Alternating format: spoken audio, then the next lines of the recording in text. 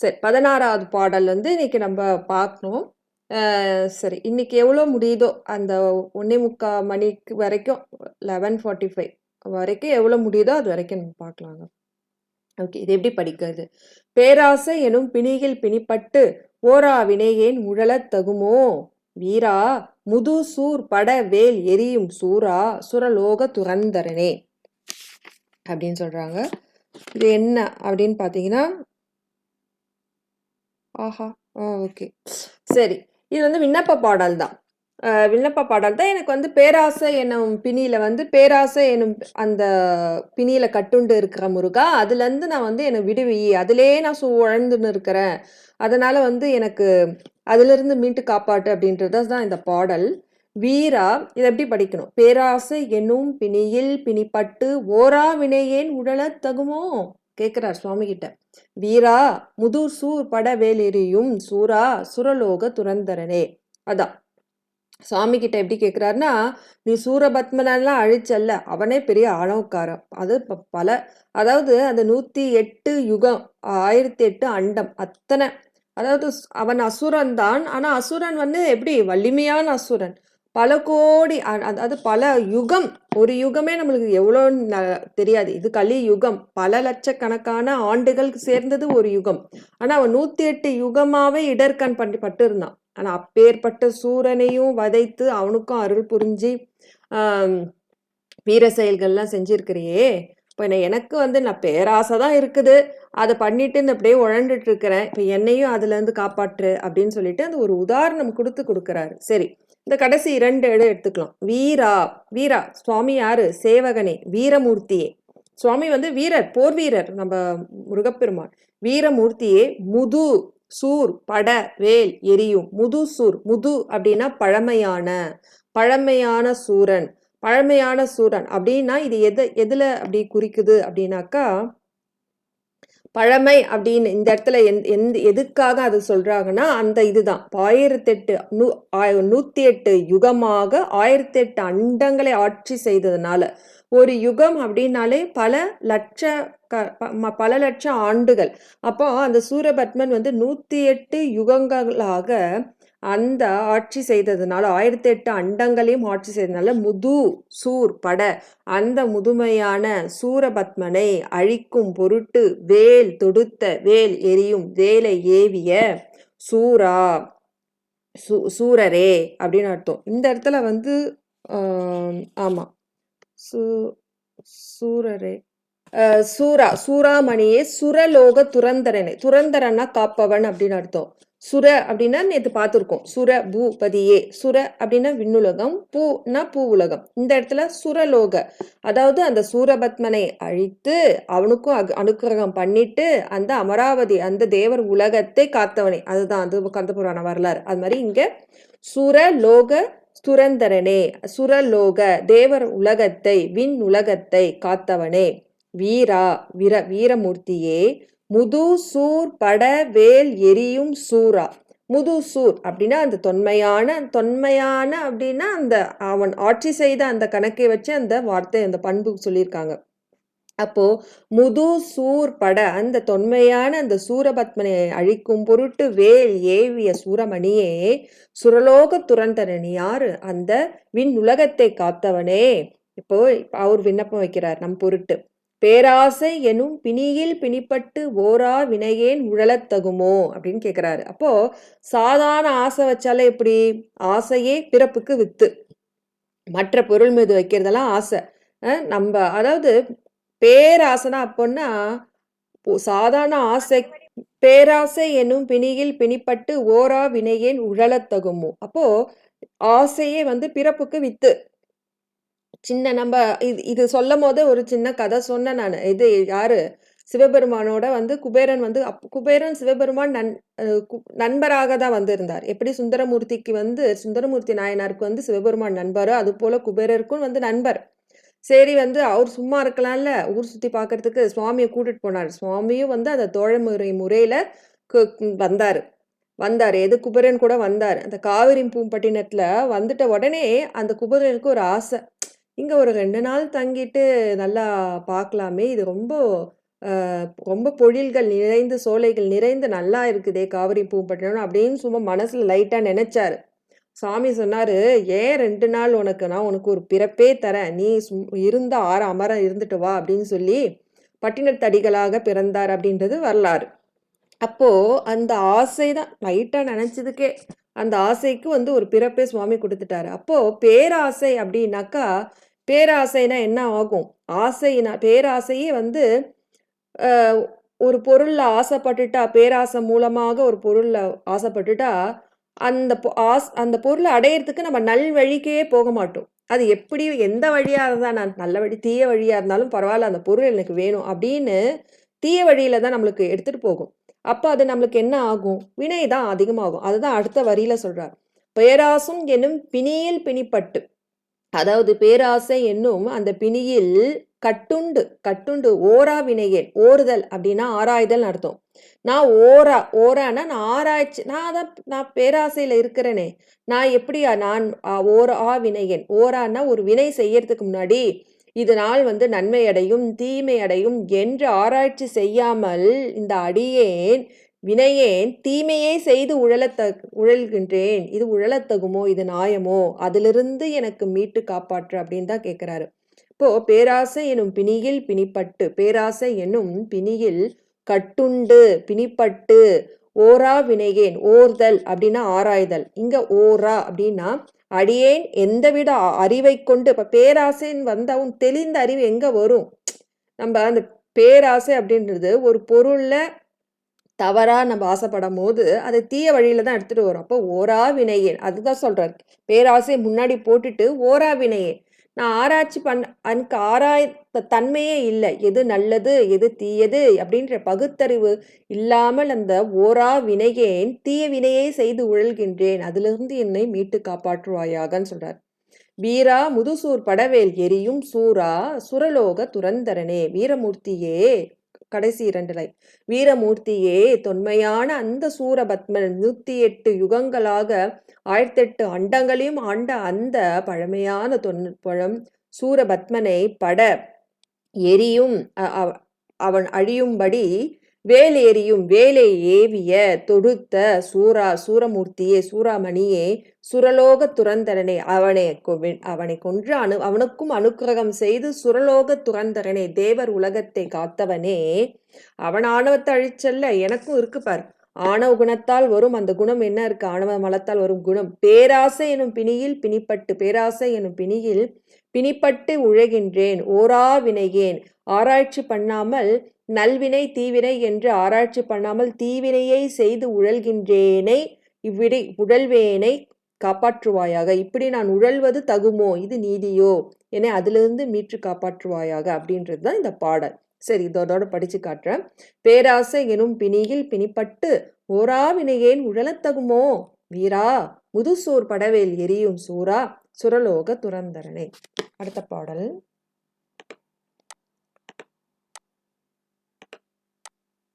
Okay, இது ரொம்ப அருமையான பாடல்.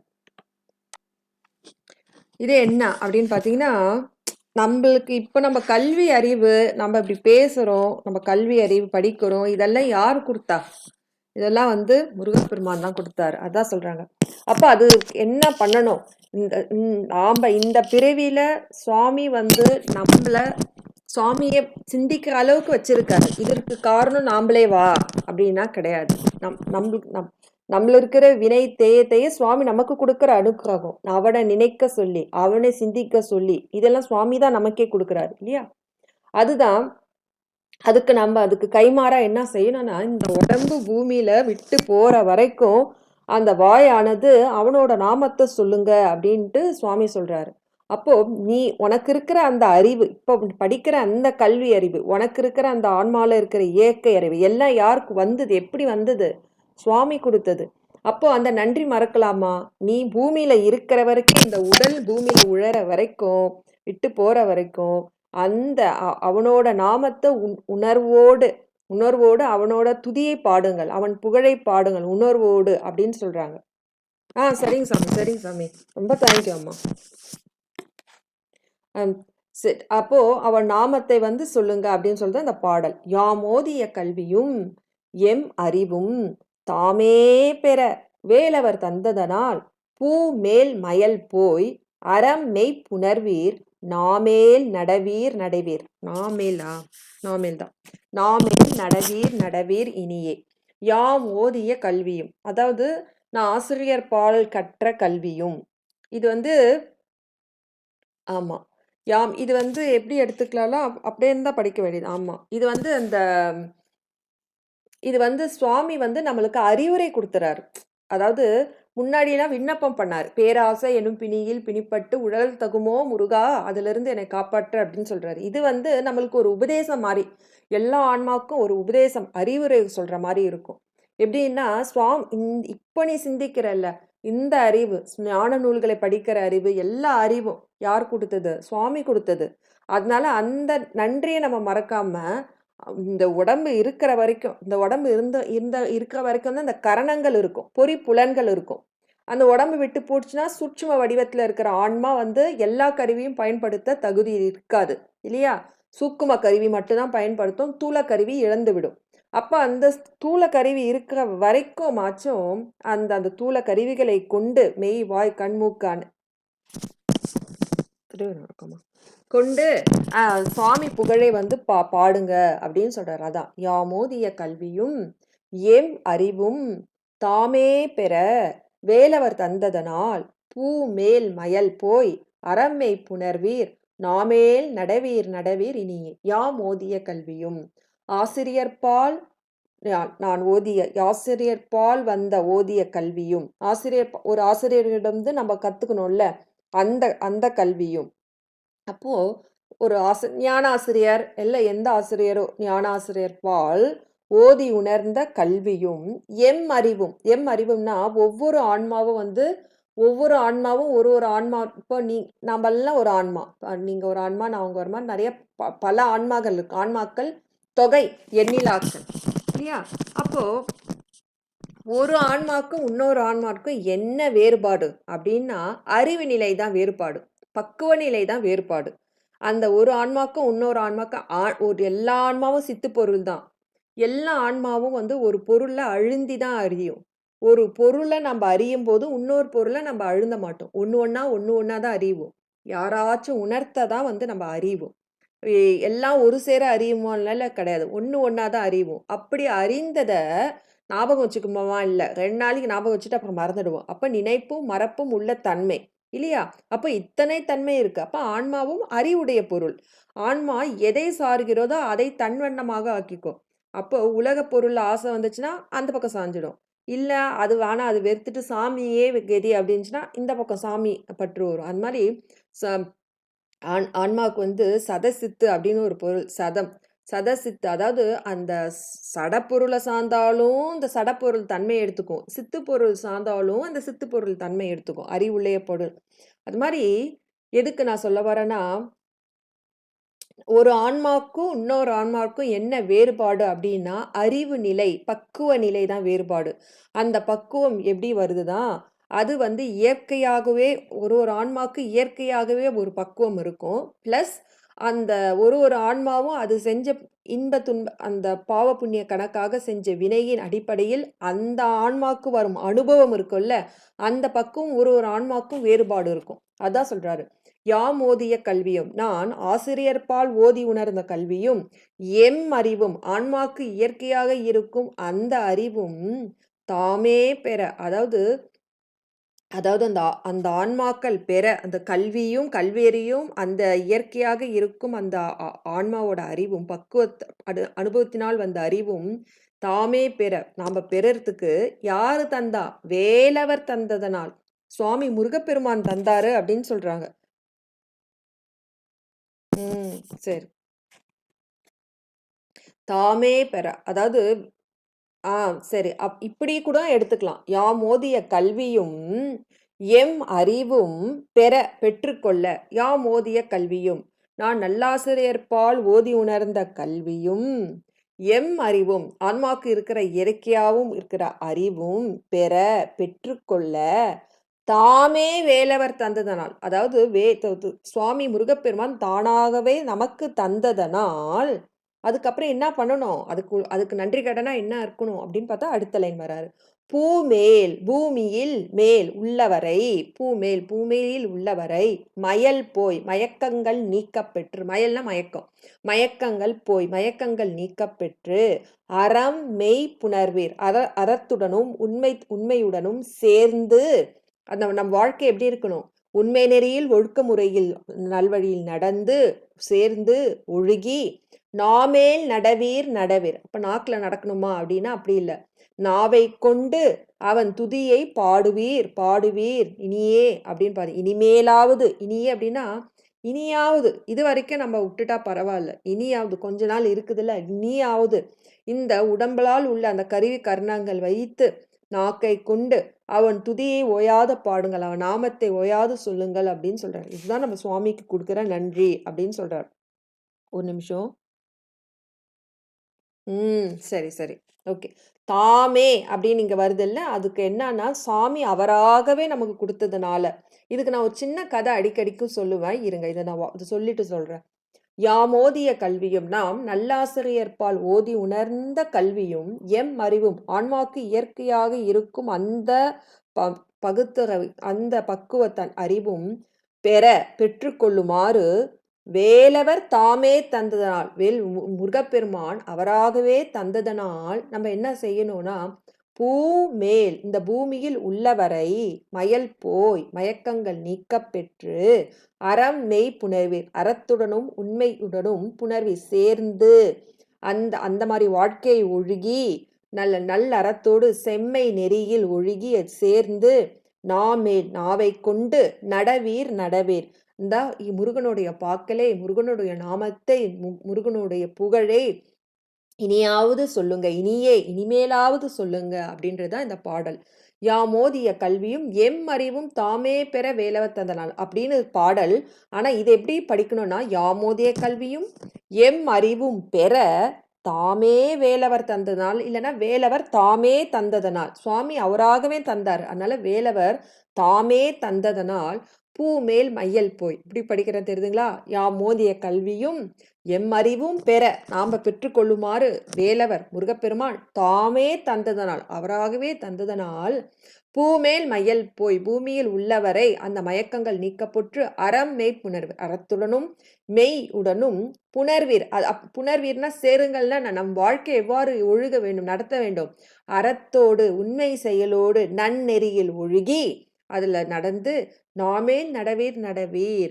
அதோ நாவை கொண்டு அவனோட புகழை, அவனோட நாமங்களை, அவனோட புராணங்களை இனிமையாச்சும் போற்றுங்கள், துதி செய்யுங்கள் இனியாவது அப்படின்னு சொல்றாரு. இதுதான் அந்த பாடல்.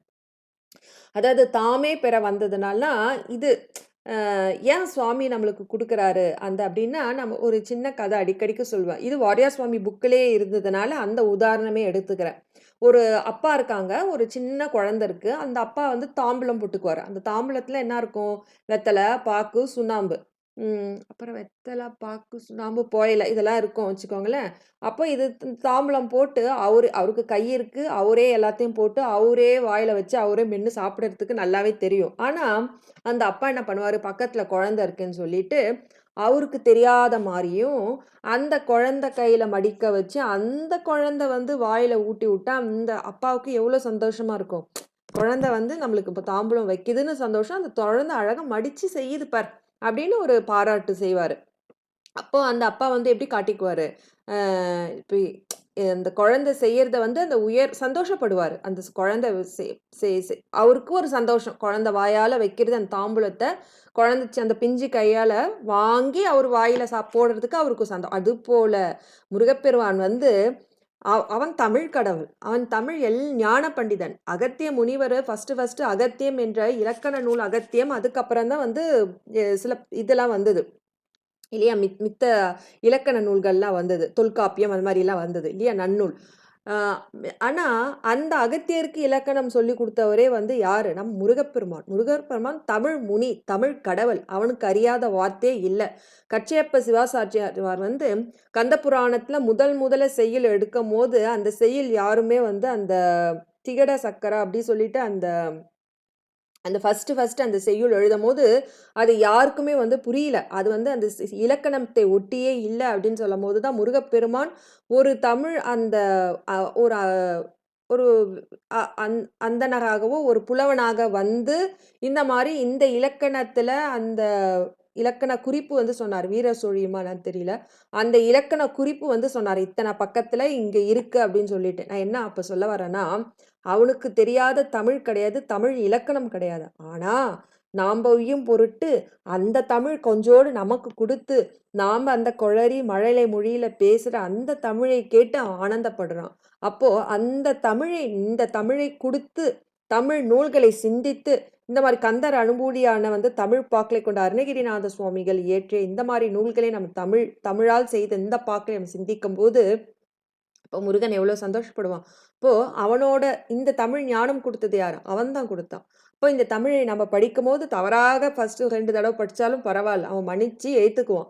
அது மாரி யாம் ஓதிய கல்வியும் எம் அறிவும் பெற நாம் ஓதிய கல்வியும் இப்ப நாம படிக்கிறோம்ல, அந்த கல்வியும் நமக்கு ஆன்மாவுக்கு இயற்கையாக இருக்கும் அந்த அறிவும் பெற்றுக்கொள்ளுமாறு யாரு குடுத்தா? வேலவர் தாமே தந்ததுனால், அவரே தந்ததுனால் பூமேல் மயில் போய் நம் பூமியில் இருக்கிற வரைக்கும் அந்த உடம்பு கீழ சடமாக விழுகும் வரைக்கும் அறம் மெய்ப்புணர்வேர் அறத்தோடு நல்ல உண்மையோடு அந்த ஒழுக்க நெறியில் வாழ்ந்து நாமேல் நடவேர்னவர் அவனோட நாமத்தை, அவனோட புராணத்தை, அவனோட புகழை, அவனோட ஞான நூல்களை எது நமக்கு வருதோ அதை போற்றி புகழுங்கள். இந்த நாவை கொண்டு அதை பயன்படுத்துங்கள்.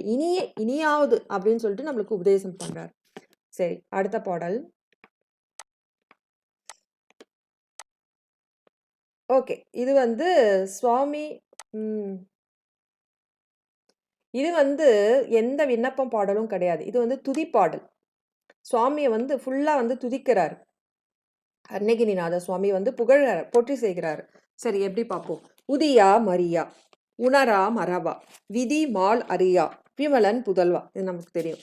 அதிகா அனகா அபயா அமராவதி காவல சூர பயங்கரனே. இன்னொரு தடவை படிக்கிறேங்க.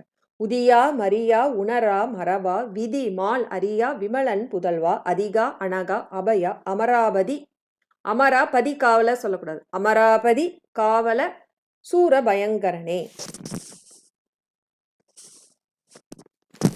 அமராவதி காவல சூர அமராவதி தான் அமராபதி அப்படின்னு சொல்றாங்க. அமராவதி காவல சூர பயங்கரனே. சரி. உதியா மரியா உணரா மரபா விதி மால் அரியா விமலன் புதல்வா அதிகா அனகா அபயா அமராவதி காவல சூர பயங்கரனே. உதியா சுவாமி எந்த பிறப்பற்றவர். அவரு பிறப்பே இல்லைன்னா அவருக்கு இறப்பு எங்க வரும்? அதான் உதியா மரியா பிறப்பு இறப்பு இல்லாதவர். உணரா மணவா உணரா மரவா அப்படின்னா உணரா அப்படின்னு நினைப்பு மறப்புமற்றவர். சுவாமி வந்து உடம்பு தாங்கி தான் இருக்கிறார் நமக்காக. நம்ம பார்த்தோம், உருவாய் அருவாய் உளதாய் உருவமாகவும் அருவமாகவும் உருவமாகவும் ஆன்மாக்களின் நிலைக்கு ஏற்பமாக அவனோட அந்த நிலைகள் மாறும். அந்த தடத்தை இலக்கணம் மாறும் இல்லையா? அப்போ அவன் உருவம் தாங்கி வந்தாலும் கருவி கர்ணங்கள் இருக்கிற மாதிரி இருந்தாலும் அவன் அருள் திருமேனி. அவனுக்கு நினைப்பும் மறப்பும் இல்லை. வினை செய்கிறவங்க கருவி கர்ணங்கள் இந்த மாதிரி பஞ்சபூதத்தாலான உடம்புக்கு மட்டும்தான் நினைப்பு மறப்பு அந்த மாதிரி வந்து நம்மளுக்கு வரும். அவன் வினை வயப்படாதவன், எங்கும் வியாபித்து இருக்கவன், அவனுக்கு மேல ஒப்பற்ற தலைவன் யாரும் இல்லை. அவனே சங்கார காரணன். எல்லா கடைசியா அந்த உலகம் எல்லாம் வந்து அவன் கீழே தான் அடங்கி ஒடுங்கி அவன் தான் தோற்றுவிப்பான். அவனுக்கு மேல ஒரு தண்ணிகளாத தலைவன். அப்போ அவனுக்கு நினைப்பு மறப்பு கிடையாது. ஆன்மா நம்ம சித்து பொருள், அவனும் சித்து பொருள். ஆனா அவனோட சித்துல நம்ம வியாபியமா அடங்கி இருக்கோம். அவன் எங்க பார்த்தாலும் இருக்கான் இல்லையா?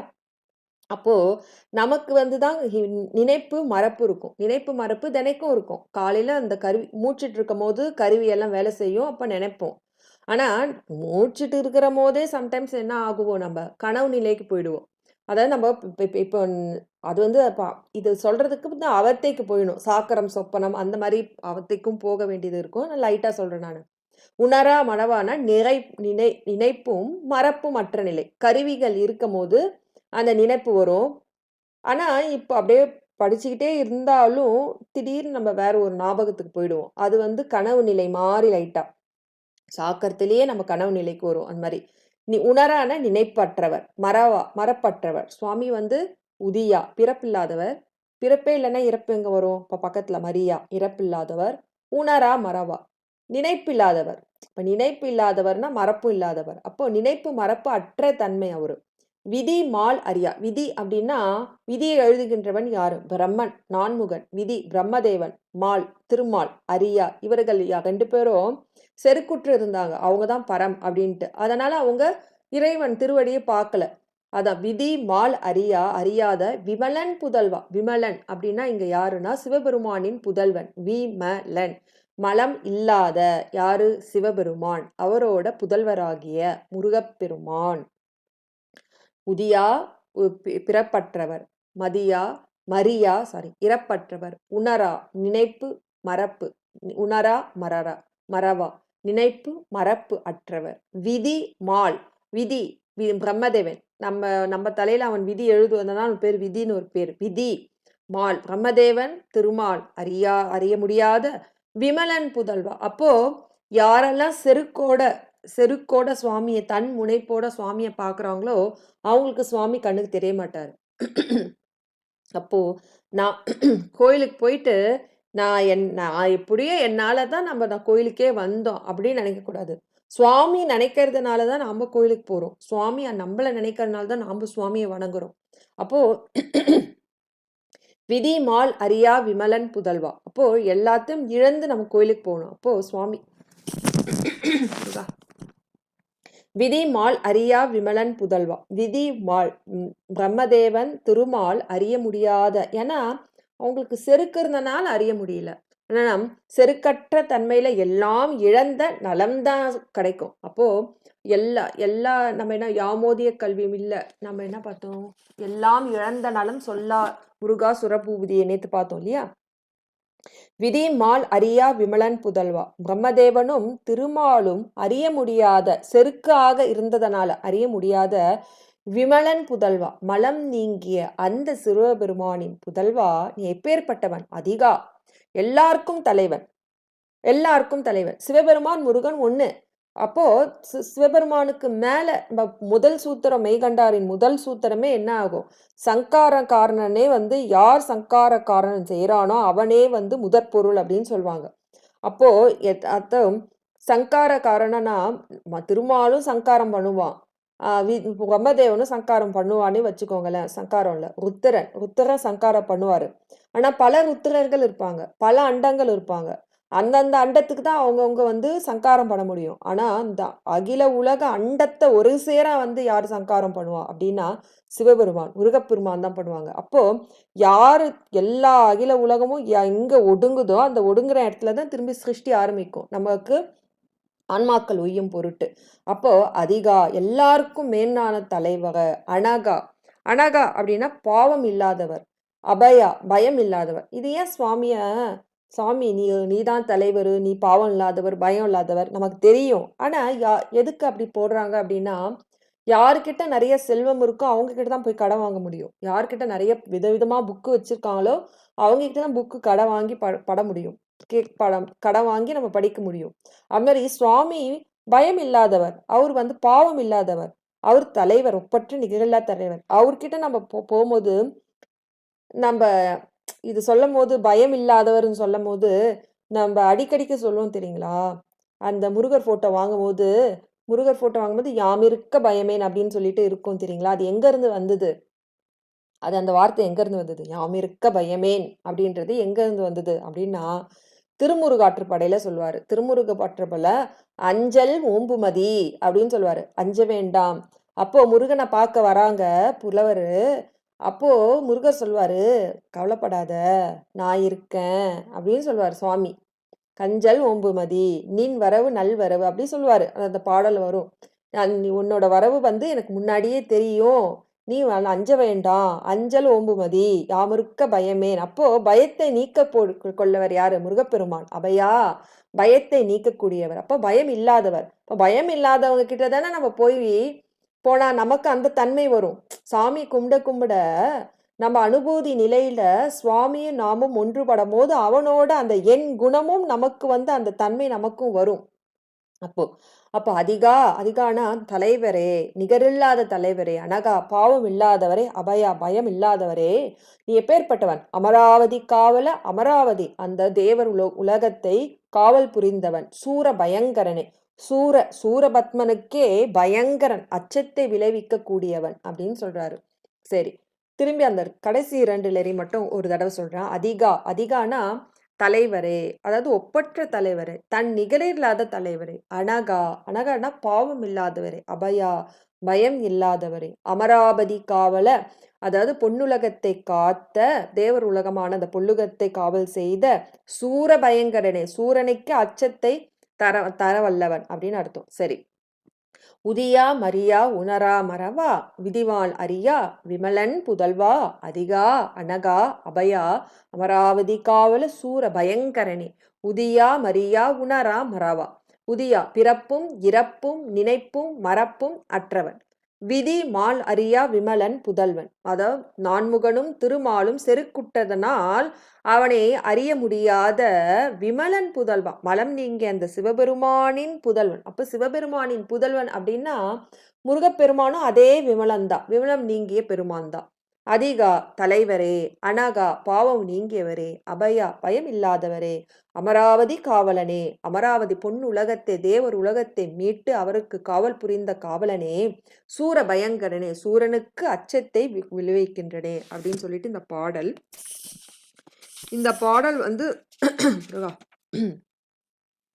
அப்போ இந்த பாடல் வந்து என்ன சொல்றாரு அப்படின்னா, நீதான் பிறப்பற்றவனே, உன்னதான் வந்து பிறப்பு இறப்பு இல்லாதவன் சொல்றாங்களே, எனக்கும் அந்த பிறப்பற்ற தன்மையை குடுன்ற மாதிரி தான் சுவாமி கிட்ட கேட்கிறாரு. அப்போ இதை நம்ம படிக்கும் போது அந்த உதியா மரியா உணரா மறவா, விதிமால் அரியா விமலன் புதல்வா, அதிகா அனகா அபய அமராவதி காவல சூர பயங்கரனேன்னு கேட்கும் போது நமக்கும் அவன் தன்மையை நமக்கு தருவான். மலம் நீங்க பெற்று பிறப்பற்ற அந்த முக்தி பேரு தர இந்த பாடல் வந்து நம்மளுக்கு வழிவகுக்கும். சரி, அடுத்தது பார்க்கலாங்க.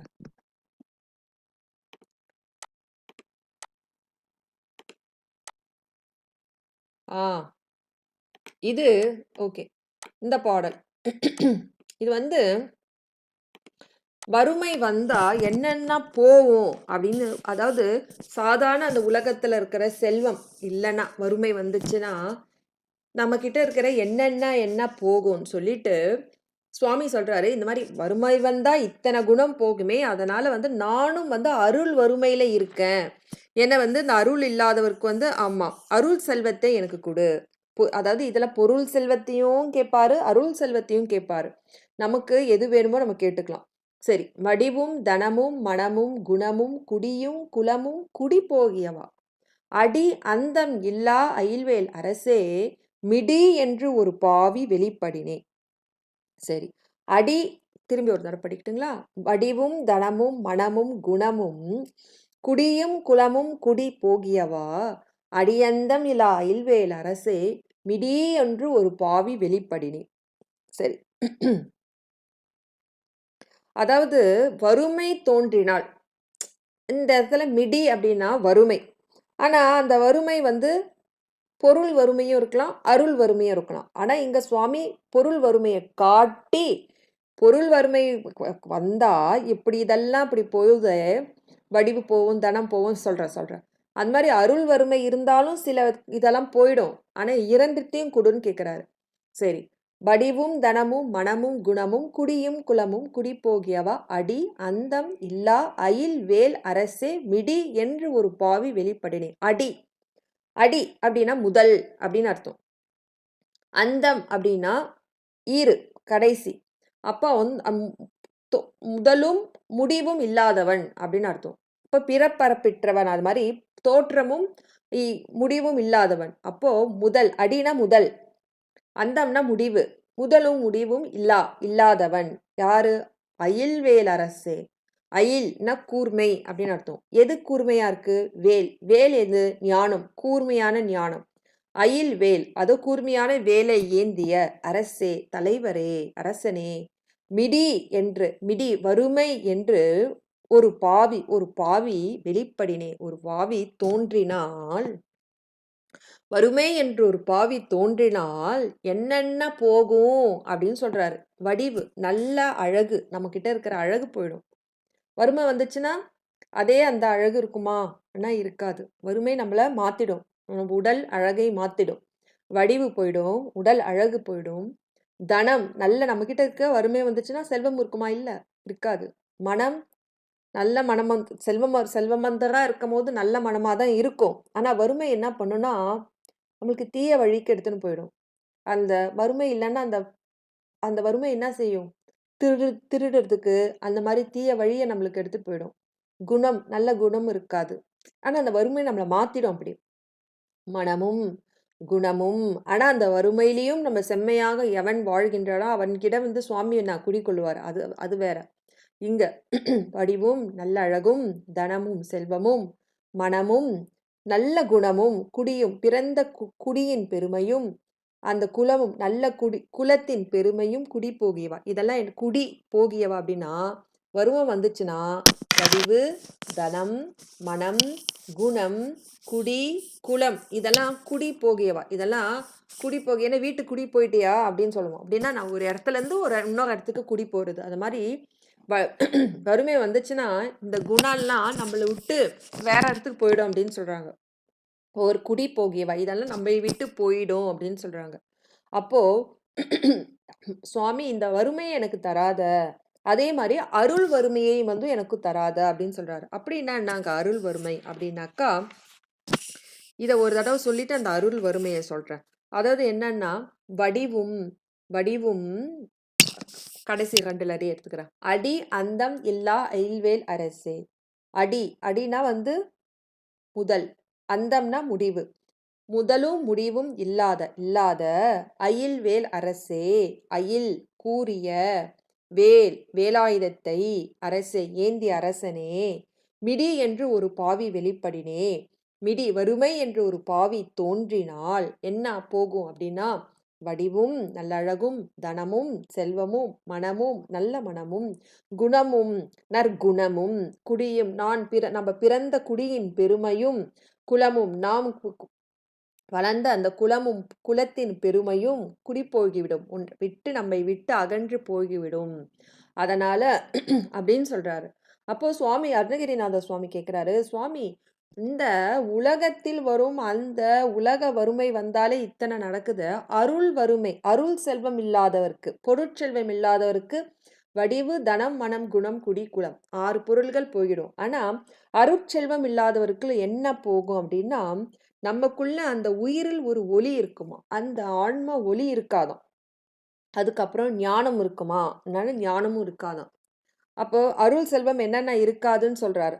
அருள் செல்வம் இல்லைன்னா என்னென்ன அப்படின்னு கேட்டாக்கா, ஓ இதெல்லாம் ஒரு நிமிஷம்.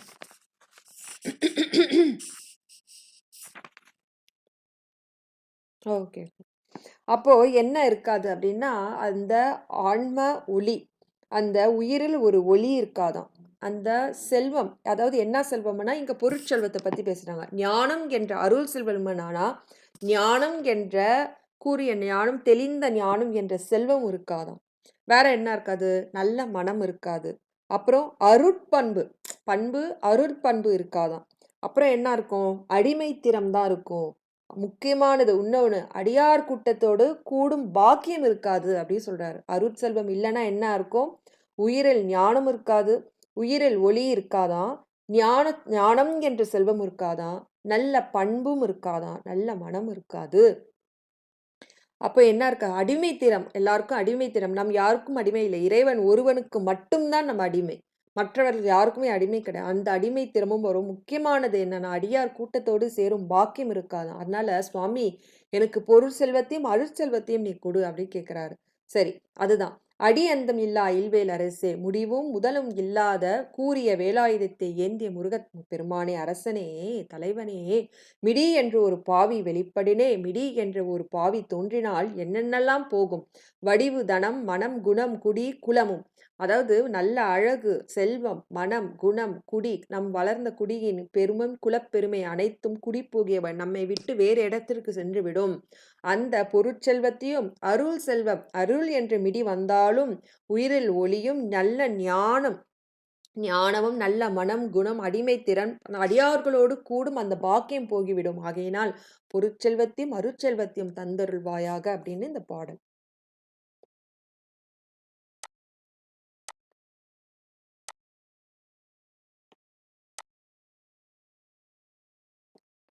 அடுத்தது 20வது பாடல். அரிதாகிய. சரி, இது என்ன சொல்றாருன்னா, சுவாமி வந்து அருணகிரிநாத சுவாமி வந்து உபதேசம் பண்ணிட்டார். யாருக்கு? முருகப்பெருமான் வந்து அருணகிரிநாத சுவாமிக்கு உபதேசம் பண்ணிட்டார். அந்த உபதேசம் பண்ண ஆச்சரியத்தை வந்து சொல்றாரு. எனக்கு நான் தகுதியற்றவன். நான் கீழ் நிலையில இருக்கேன். ஆனா எனக்கு உபதேசம் பண்ணி எனக்கு தகுதியும் குடுத்துட்ட அப்படின்னு சொல்லி அந்த ஆச்சரியத்தை பகிர்றாரு. சரி. அரிதாகிய மெய்ப்பொருளுக்கு அடியேன் உரிதா உபதேசம் உணர்த்தியவா விரி தாரண விக்ரம வேல் இமையோர் புரிதாரக நாக புரந்தரனே. விரி தாரக அப்படின்னா, அதாவது விரி தாரண அப்படின்னு வந்திருக்கும். தாரணம் அப்படின்னா உறுதி, திடம் அப்படின்னு அர்த்தம். விரி தாரணன்னா பறந்து விரிந்து உறுதியாக உள்ளவரே. இது வந்து வியாபகத்தன்மை தான் காட்டும். விரி தாரண விக்ரம வேல். விக்ரம அப்படின்னா வலிமை உடைய. வேல் அப்படின்னா இங்க வந்து மேல் நோக்கி இல்ல கீழ் நோக்கி இல்லையா? இந்த வேல் அப்படின்னா விருப்பம் அப்படின்னு அர்த்தம். விக்ரம. அப்போ வேல் அப்படின்னா எல்லாராலும் விரும்பத்தக்க.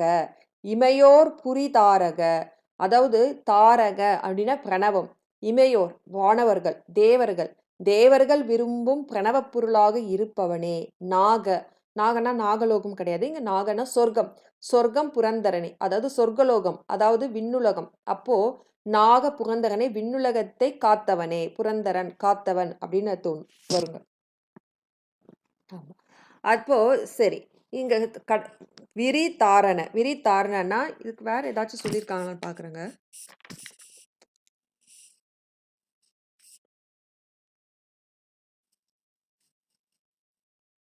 ஆமா.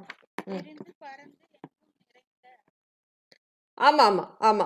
ஆனா அந்த தாரணம் அப்படின்னா உறுதி அப்படின்றது வந்து இந்த இடத்துல விரி அப்படின்னா விரிந்து பறந்த அப்படின்ற வியாபகத்தன்மையும் தாரண அந்த உறுதி நிலைத்திருக்கிற தன்மையும் அது ரெண்டும் எடுத்துக்கலாம் இந்த இடத்துல.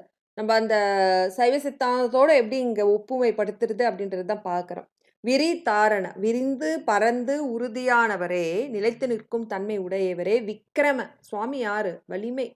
வலிமை உடையவர், பராக்கிரம சேவகனே நம்ம பார்த்தோம். வீரா சேவகனே அப்படிலாம் பார்த்தோம். விக்ரம வலிமை உடைய வேல். வேல் வந்து இங்க கீழ் நோக்கி இல்லை. அப்போ எல்லாராலும் விரும்ப தகுந்தவன் அப்படின்னு. இமையோர் புரி தாரக. இப்போ தேவர்களுக்கு தாரக மந்திரமாக இருப்பவன். இப்போ சுவாமி வாரியா சுவாமிகள் அடிக்கடிக்கு சொல்வாரு, 6 முகத்தில் ஒரு முகம் எது? பிரணவ முகம் அப்படி சொல்வார் சுவாமிகள். இப்போ முருகப்பெருமானின் 6 முகத்தில் ஒரு முகம் பிரணவ முகம். இமையோர் புரிதாரக. அப்போ தேவர்களுக்கு தாரக பொருளாக பிரணவ பொருளாக இருப்பவனே. நாக புரந்தரனே. நாகம் அப்படின்னா இங்க இடத்துல சொர்க்கம். சொர்க்கத்தை தாங்குபவரே, சொர்க்கத்தை காத்தவரே அப்படின்னு அர்த்தம். ஓகே. அரிதாகிய இதுதான் விரிதாரண விக்ரம வேல் இமையோர் புரிதாரக நாக புரந்தரனை. இப்போ இந்த தாரக அப்படின்றதுக்கு தான் நம்ம 2 வகுப்பு பார்த்தோம். பிரணவம்னா என்ன, பிரணவம் எப்படி தோன்றுறது, திருவருப்பால பிரணவத்தை எப்படியெல்லாம் வந்து சமஷ்டி பிரணவம் விமஷ்டி பிரணவம் சொல்லிட்டு எப்படியெல்லாம் வந்து இருக்கு, அந்த அகத்திய முனிவருக்கு என்ன பிரணவம் உபதேசம் பண்ணாரு அப்படின்ட்டு பல திருவருட்பா பாடல்கள் வந்து இதில் தான் பார்த்தோம் நம்ம. சரி. விரிதாரண விக்ரமவேல் இமையோர் புரிதாக நாக புகந்தரனே. எங்கும் விரிந்து பறந்து இருக்கும் உறுதியான நித்தியத்தன்மை உள்ள விக்ரம வலிமை மிகுந்த வேல் எல்லாராலும் விரும்பத்தக்க இமையோர் புரிதாரக தேவர்களால் விரும்பும் தாரக மந்திரமாக பிரணவ பொருளாக நாக புகந்தரனே சொர்க்கலோகத்தை காத்தவனே. அரிதாகிய மெய்ப்பொருளுக்கு அடியேன் உரிதா உபதேசம் உணர்த்திவா. அரிதாகிய அப்படின்னா கடையில் வாங்கி விட முடியுமா அப்படின்னா பதிஞானத்தை இல்லை. சுவாமியே நம் பக்குவம் பொருட்டு அவன் கொடுத்தாலொழிய அந்த பதிஞானம் வராது. அப்போ அரிதாகிய கிடைப்பதற்கு அரிதாகிய மெய் பொருளுக்கு, அந்த உண்மை பொருளுக்கு, அந்த உண்மை பொருளை பெறுவதற்கு, அந்த உண்மை பொருளை மெய்ஞானத்தை பெறுவதற்கு அடியேன் உரிதா உபதேசம் உணர்த்தி, அடியேன் உரிதா தகுதியாகும்படி உபதேசம் உணர்த்திவா, எனக்கு உபதேசம் உணர்த்தினியே என்ன ஆச்சரியம் அப்படின்னு சொல்றாரு. இப்போ அடியேன் எந்த தகுதியும் அற்றவன். மெய்ப்பொருள்னா சுவாமியோட சாமியை உணர்வது, மெய் உணர்வது அப்படின்றது அந்த மெய்ஞானத்தை உணரும் போது அந்த நம்மளுக்கு சுவாமியோட அந்த 8 குண தன்மையும் நமக்கு வரும் இல்லையா? அந்த அது தானா வருமானா இல்லை, குருநாதர் உணர்த்த, இல்லை முருகப்பெருமான் குருவாக நமக்கு உணர்த்தால் ஒழிய வராது தானா. இப்போ அப்பேற்பட்ட அரிதாகிய மெய்ப்பொருளுக்கு, அந்த உண்மை பொருளுக்கு அடியேன் உரிதா, அது பெரும் பொருட்டு அடியேன்னா இங்க அருணகிரிநாத சுவாமி, அடியேன் இந்த சிறியேனுக்கு உரிதா தகுதியாகும்படி உபதேசம் பண்ணியே, உபதேசம் உணர்த்தியவா, உபதேசம் பண்ணி அதை என்னை உணர செய்த, என் ஆன்மாவை உணர வைத்த, அது என்ன ஆச்சரியம் அப்படின்னு சொல்றாரு. அதுதான் அரிதாகிய மெய்ப்பொருளுக்கு அடியேன் உரிதா உபதேசம் தான் முக்கியம். உரிதா உபதேசம்னா நான் இந்த உபதேசத்தின் மூலமாக என்னை தகுதி அடையும்பாறு செய்து என்னை உணர்த்தியவா, அந்த உபதேசத்தை உணர செய்தவா அப்படின்னு கேட்கிறாரு, சொல்றாரு. இது தன்னோட அனுபவத்தை பகிர்றார். இந்த பாடல் விண்ணப்பம் கிடையாது, தன் அனுபவத்தை பகிர்றார். சுவாமி நம்மளுக்கு எப்படி உபதேசம் பண்ணார். அப்போ இதுல என்ன இருக்கு, கீழ்நிலையிலான என்னை மேல்நிலையில் தூக்கி எனக்கு உபதேசம் பண்ண, அப்போ மற்ற ஆன்மாக்களுக்கும் இதே நிலை வரும். நம்ம எவ்வளோ கீழ்நிலையாக இருந்தாலும் அவனை வணங்க அப்போ நம்ம ஆன்மா அந்த பக்குவத்தில் மேன்மையடைது நம்மளுக்கும் மெஞ்ஞானம் சுவாமி உணர்த்துவாரு அப்படின்றது இதுல ஒரு சான்று. ஏன்னா அவரு சான்று கொடுக்கிறார், தனக்கு நிகழ்ந்த சான்று கொடுக்கும் போது சுவாமி மற்ற ஆன்மாக்களுக்கும் இப்படி பண்றதுன்றது சான்று. ஓகே. அரிதாகிய மெய்ப்பொருளுக்கு அடியேன் உரிதா உபதேசம் உணர்த்திவா, அரிதாகிய அறியக்கூடிய கிடைக்கற்க அரியதாகிய அந்த உண்மை பொருளை அடியேன் பெறுவதற்கு, அடியேன் பெரும் பொருட்டு உரிதா உபதேசம் உணர்த்தியவா, அடியேன் தகுதியாகும்படி உபதேசம் பண்ணி உணர்த்தியவா, என்ன ஆச்சரியம். விரி தாரண விக்ரம வேல் விமையோர் புரிதாரக நாக புரந்தகனே, விரிதாரண எங்கும் பறந்து விரிந்து உறுதி தன்மை உள்ளையவரே, வலிமை மிக்கவரே, வேல் எல்லாராலும் விரும்பப்படுபவரே, இமையோர் புரிதாரக தேவர்களால் போற்றப்படும் பிரணவ பொருளாக இருக்கும் நாக புரந்தரனே, சொர்க்கலோகத்தை காத்தவனே அப்படின்னு இந்த பாடல். அடுத்து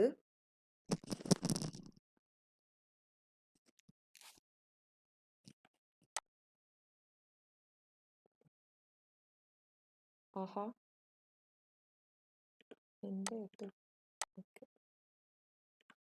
அடுத்து கருதா மரவா. சரி, ஓகே. இது என்ன பாடல்? இது சுவாமி கிட்ட கேக்குறாங்க, உன்னோட திருவடி இது கொடு, எனக்கு திருவடி பேற்று கொடு அப்படின்னு கேக்குறாரு. சரி, அதாவது அனுபூதி தன்மை அடைய உன் திருவடி பேர் எனக்கு கொடு அப்படின்னு கேக்குறாரு. சரி, இது என்னன்னு பார்ப்போம் இந்த பாடல்.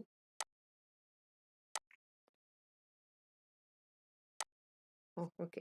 கருதா மரபா நெறிகாண எனக்கு இருதால் வனஜம் அப்படின்னா தாமரை, இருதால் வனசம் தர என்று இசைவாய், வரதா முருகா மயில் வாகனனே, விரதா சுரசூர விபாடனனே. ஓகே, சுரசூர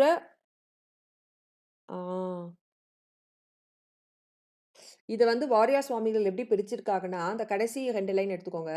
வரதா முருகா மயில் வாகனனே, விரதா சுரசூர விபாடனே இருக்கு. ஆனா நம்ம பொருள் கொள்ளும் போது விரத அசுர சூர விபாடனே அப்படின்னு எடுத்துக்கணும். விரத அசுர, விரதா அசுர, விரத அசுர அப்படின்னு எடுத்துக்கணும். விரதாசுர எப்படி எடுத்துக்கணும், விரத அசுர சூர விபாடனே அப்படின்னு அர்த்தம். சரி, அப்போ அசுரனாக. ஓகே, இப்போ சூர. சரி, இதை எப்படி எடுத்துக்கணும், விரதாசுர சூர எப்படி எடுத்துக்கணும், விரத அசுர சூர விபாடனே. சரி, இது என்ன அப்படின்னு பார்ப்போம். கருதா மரவா. சரி, கடைசி 2 எடுத்துக்கலாம். வரதா அப்படின்னா சுவாமி வரங்களை கொடுப்பவர். சுவாமியே இந்த திருமுருகாற்றுப்படையில கடைசி செய்யுள் ஒண்ணு வரும். கடைசி செய்யுள் திருமுருகாற்றுப்படை 317 லைனு. அதுக்கப்புறம் ஒரு 10 செய்யுள் இருக்கும். 10வது செய்யுள்ல என்ன சொல்லும்? சுவாமியை வணங்குனா, சுவாமி நீ நீ வேண்டுறதையும் சுவாமி குடுப்பாராம். தான் நினைத்ததெல்லாம் தரும். சுவாமி என்ன குடுக்கணும்னு உங்களுக்கு நினைக்கிறாரோ, அதையும் குடுப்பாராம். அப்ப நம்ம வரம் கேட்டா கூட சுவாமி குடுப்பாராம். ஆனா, அவன் நினைத்ததையும் அவன் தருவானாம். அந்த திருமுருகாற்றுப்படையை அப்படியே ஓதிக்கிட்டே வந்தா. அப்படின்ட்டு அந்த நூலோட பயன் சொல்லுவாங்க அந்த பாடல்ல. இப்ப சுவாமியோட இப்போ வரதா அப்படின்னா, கேட்ட வரங்களை தரக்கூடியவர் சுவாமி. முருகா, முருகப்பெருமானே, மயில் வாகனே. முருகா அப்படின்னா, அதுக்கு நெறைய அர்த்தம் இருக்கு. ஆனா அதுக்கு போல. நான் அப்படியே லைட்டா நேரடி விளக்கம்ன்றதுனால முருகப்பெருமானே அப்படின்னு விட்டுட்டேன். மயில் வாகனனே, மயிலை வாகனமாக உடையவரே, விரதாசுர விரதாசுர விரத அசுர சூர விரதாசுர அதை எப்படி எடுத்துக்கணும்? விரத சுர அசுர சூர. திரும்பி சொல்றேன். விரத அசுர சூர அப்படி எடுத்துக்கணும். விரத அப்படின்னா விரத அசுர அப்படின்னா விரத அப்படின்னா அருவருப்பு தக்க கூடிய அசுர சூரன் ஆகிய சூர விரதா சுர சூர விரதா சுர எப்படி எடுத்துக்கணும்? விரத கூட்டல் அசுர கூட்டல் சூர. விரதன்னா அருவருப்பு, அசுர அசுரனாகிய, சூர அசுரனாகிய சூரபத்மன் அப்படின்னு அர்த்தம். அப்போ விரதா சுர சூர எப்படி எடுத்துக்கணும்? விரத கூட்டல் அசுர கூட்டல் சூர. விரத அருவருப்பான அசுரனாகிய சூரபத்மனை விபாடனனே வேலால் பிளந்தவரே. பிளக்கிறது விபாடன்னா வந்து விபாடல்னா அந்த பிளக்கிறது. விபாடனனே வேலால் பிளந்தவரே. அதான் சொல்றார். மயில் வாகனனே வரதா கேட்ட வரங்களை தருபவனே முருகப்பெருமானே மயில் வாகனனே மயிலை வாகனமாக உடையவனே. அந்த மயில் எப்படி வந்தது? மயிலை வாகனமாக உடையனே விரத அசுர சூர. அந்த விரத அசுர சூர அப்படின்னா அருவருப்பான அசுர அந்த சூரனாகிய யாரு? சூரபத்மனை விபாடனனே வேலால் பிளந்தவனே எனக்கு என்ன செய்ய கருதா. அவனோட ஆணவத்தை வேலால் பிறந்து அவனுக்கு அனுக்கிரகம் பண்ண. அவனுக்கு அனுக்கிரகம் பண்ணல. அவனை சேவலும் மயிலுமாயே அனுக்கிரகம் பண்ணி உன்கிட்டயே வச்சுக்கிட்ட வாகனமா. அது மாதிரி எனக்கு ஒன்று இருக்கு பார். கருதா மறவா நெறிக்கான. கருதா மறவா அப்படின்னா போன பாடல்ல பார்த்தோம் தெரியுங்களா? உதியா மரியா உணரா மறவா. உணரா மறவானா உணரான நினைப்பு மறப்பு. உணரா மறவா நினைப்பு மறவா மறப்பு அற்ற தன்மை. அது மாதிரி கருதா மறவா அப்படின்னா நினைப்பு மறப்பு அற்ற ராப்பகலற்ற தன்மை. நெறிக்கான அப்படின்னா என்னன்னா உன்னை நான் நினைக்கணும், உன்னோடையே நான் கூட இருக்கணும். நான் இப்போ நினைப்பு மறப்பு இருந்துச்சுன்னா நான் நினைக்கும் போது நம்மளுக்கு சாமி நினைப்பு வரும், மறக்கும் போது நம்ம மறந்துடுவோம். எப்பலாம் தோணுதோ அப்போ சாமி நினைக்கிறோம். எப்பலாம் நம்மளுக்கு இல்லக விஷயம் இம்பார்ட்டன்ட் வேலை இருக்குது, எங்கேயாச்சும் ஃபங்க்ஷன் போகிறோம் அப்படி இப்படி போகணும் அப்படின்னா, நீங்கள் நல்லா பார்த்துக்கோங்களேன். எப்போதுமே நம்ம ஒரு செயல் செய்யும்போது, அதாவது அந்த செயல் இப்போ எழுதுறத விட்டுருங்களேன். இப்போ ஒரு ஆஃபீஸ்க்கு போகிறோம், பேங்க்குக்கு போகிறோன்னு வச்சுக்கோங்களேன். பேங்க்குக்கு போயிட்டு அவங்க சொல்கிறாங்க இந்த அப்ளிகேஷன் ஃபில் பண்ணு அப்படின்னு ஏதோ சொல்கிறாங்கன்னு வச்சுக்கோங்களேன். அந்த செயல் செய்யும்போது அந்த அப்ளிகேஷன் எந்த செயலா இருந்தாலும், இது நான் ஒரு உதாரணத்துக்கு சொல்றேன். ஏன்னா, அடியே நான் அத நான் பிராக்டிஸ் பண்ணி பார்த்தேன். அந்த எந்த ஒரு செயல் செஞ்சுக்கிட்டே இருக்கும்போது, செயல் ஆரம்பிக்கிறதுக்கு முன்னாடில முடிவு இல்ல. அந்த செயல் செஞ்சுட்டு இருக்கும்போது, அந்த செயல்ல தான் நம்ம அழுந்துவோம் தவிர, அந்த செயலோடு நம்ம முருகனை அதுல முன்னிறுத்தி வைக்க மாட்டோம். அது வந்து அந்த அந்த அந்த அந்த இயற்கையாகவே அது வராது. நம்ம வேணா புளியார் சுழி போட்டு முருகா இது நல்லா ஆகணும் அப்படின்னு நம்ம அது செய்வோம். ஆனா அந்த செயல் செய்யும்போது முருகனை நினைக்கிறோமா? நம்ம கடவுளை நினைக்கிறோமா? இல்ல. அந்த செயல் முடிச்சுட்டு வேணா நினைப்போம். அத மாரி நீங்க ஒரு ஒரு நம்ம வாழ்க்கையில ஒரு செயல் செஞ்சுக்கிட்டே இருக்கும்போது வந்து நம்ம முருகனை நினைக்கணும். அப்போ அது தொடங்கும்போதும் நினைக்கிறோம், முடிக்கும்போதும் நினைக்கிறோம், நடுவுல அத செய்யும்போது அந்த காரியத்துல தான் அழுந்தி நம்ம இருக்கிறோம் இல்லையா? அப்போ நமக்கு என்ன இருக்கு? நினைப்பும் மறப்பும் இருக்குதான். அப்படி நினைக்கிறோம், மறக்கிறோம், நினைக்கிறோம், மறக்கிறோம். அது மாரி நம்ம எல்லா செயலும் செய்யும்போது, அதிலயே அழுந்தி அந்த செயலிலேயே அழுந்தி நம்ம அதிலயும் இறைவன நினைக்கணும். அப்பதான் நம்ப அந்த மாரி நம்ம முயற்சி பண்ணணும். சரி, கருதா மறவா அப்படின்னா, நினைப்பும் மறப்பும். அதாவது பெரிய பெரிய ஞானிகள்லாம் மறவா, கருதா மறவன நினைப்பும் மறப்பும் அற்ற.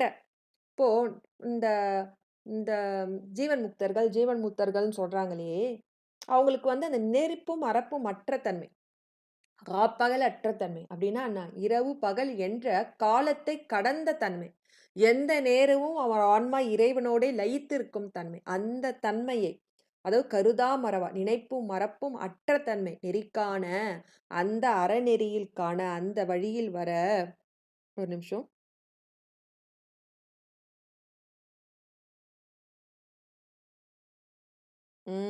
ஓகே. இந்த இடத்துல வந்து அந்த நெறி அப்படின்னா, இந்த வழி அப்படின்ற பொருள் தான் எடுத்துக்கிறாங்க. அதாவது அந்த நினைப்பும், மறப்பும் அற்ற அந்த வழியை அடைவதற்கு, காண்பதற்கு எனக்கு என்ன பண்ற? இருத்தால் உன்னுடைய 2 திருவடிகள் எப்படி இருக்கு? வனசம் தாமரை போன்ற அந்த திருவடிகளை எனக்கு தர வேண்டும். தருவதற்கு என்று இசைவாய். எனக்கு எப்போ நீ வந்து இசைவாய் அப்படின்னு கேட்கிறாரு. நீ எப்போ தரப்போற அப்படின்னு கேட்கிறாரு. நீ எப்போ இசைந்து அப்படின்னா, உன் மனச அது இசைந்து எனக்கு எப்போ நீ குடுக்க போற? அப்படின்னு கேட்கிறாரு. அப்போ சுவாமி கிட்ட என்ன கேட்கிறாருன்னா, அந்த நினைப்பும், மறப்பும் அற்ற அந்த காலத்தையும் கடந்து எந்த நேரமும் ஆன்மா வந்து உன் திருவடியை நினைக்கும் உன்னையே உன்னுடையே கலந்து இருக்கும் அந்த தன்மையை எனக்கு எப்போ நீ குடுக்க போற? உன் திருவடி பெற்று எப்போ எனக்கு குடுக்க போற? அந்த அனுபூதி தன்மை எனக்கு எப்போ குடுக்க போற? அந்த நிலை எனக்கு எப்போ வரும்? அப்படின்னு கேட்கிறாரு. அதான். கருதா மறவா நினைப்பும் மறப்பும் அற்ற வழியை காண்பதற்கு அது கருதான நினைப்பு அற்ற மறவான மறப்பு அற்ற நெறிக்கான நெறி வழி காண காண்பதற்கு எனக்கு எனக்கு இருத்தால் உன் இரு திருவடிகளை வனசம் அந்த திருவடி எப்படி இருக்கு பண்பு தாமரை போன்ற அந்த திருவடிகளை தர எனக்கு தருவதற்கு என்று இசைவாய் எனக்கு எப்போது இசைந்து வருவாய் அப்படின்னு கேட்கிறாரு. அதுதான் இந்த பாடல். திரும்பி ஒரு தடவை சொல்லட்டுமா?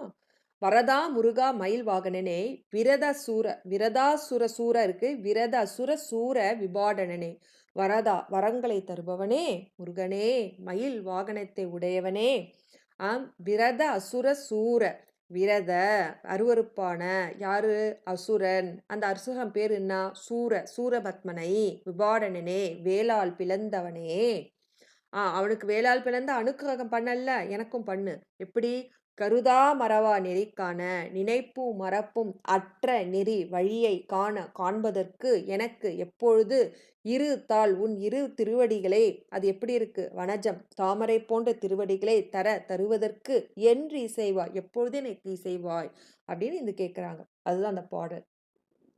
அதுதான் சுவாமி கேட்குறாரு, என் அனுபூதி நிலை அடைவதற்கு உன் திருவடி தந்து எப்பொழுது அருள்வாய் எனக்கு திருவடி தந்து அருள் அப்படின்னு சொல்றாரு. கருதா மறவா நெறிக்கான எனக்கு இருதால் மனசம் தர என்று இசைவாய் வரதா முருகா மயில்வாகனனே விரத அசுர சூர விபாடனனே அப்படின்றது இந்த பாடல். பாடல் புரியுதுங்களா? கன்ஃபியூஸ் பண்ணிட்டேனா? அர்த்தத்து போலாங்களா? புரியுதுங்களா? ஆ ரைட் ரைட். அடுத்தது ரைட் ஓகேங்கம்மா. சில நேரத்தில் சொல்கிறேன்னு சொல்லிட்டு நல்லா குழப்பி விட்டுருவேன், அதுக்காக கேட்டுறேன். சரிங்கம்மா சரிங்கம்மா கலாதிம்மா. அடுத்து அடுத்து காலை குமரே அடாடாடாடா காலை குமரேசனுக்கு காலேன்னு எழுதி வச்சிட்டேன். ஒரு காலை ஒரு காதான். சரி ஓகே. காலை குமரேசன் என கருதி தாளை பணிய தவம் எய்தியவா பாலைக்குழல் வள்ளி பதம் பணியும் வேலை சுர பூபதி மேருவையில். சரி இங்கே வந்து என்ன ஓ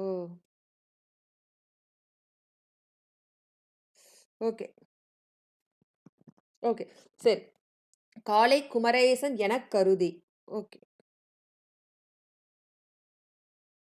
சரி ஓகே சரி காலை குமரேசன் என கருதி தாளை பணிய தவம் எய்தியவா பாலை தவம் எய்தியவா பாலைக்குழல் வள்ளி பதம் பணியும் வேலைச்சுர பூபதி மேருவி. இதுவும் வந்து அருணகிரிநாதர் வந்து அவரோட எக்ஸ்பீரியன்ஸ் அவரோட அனுபவத்தை வந்து நம்ம பகிர்றாரு.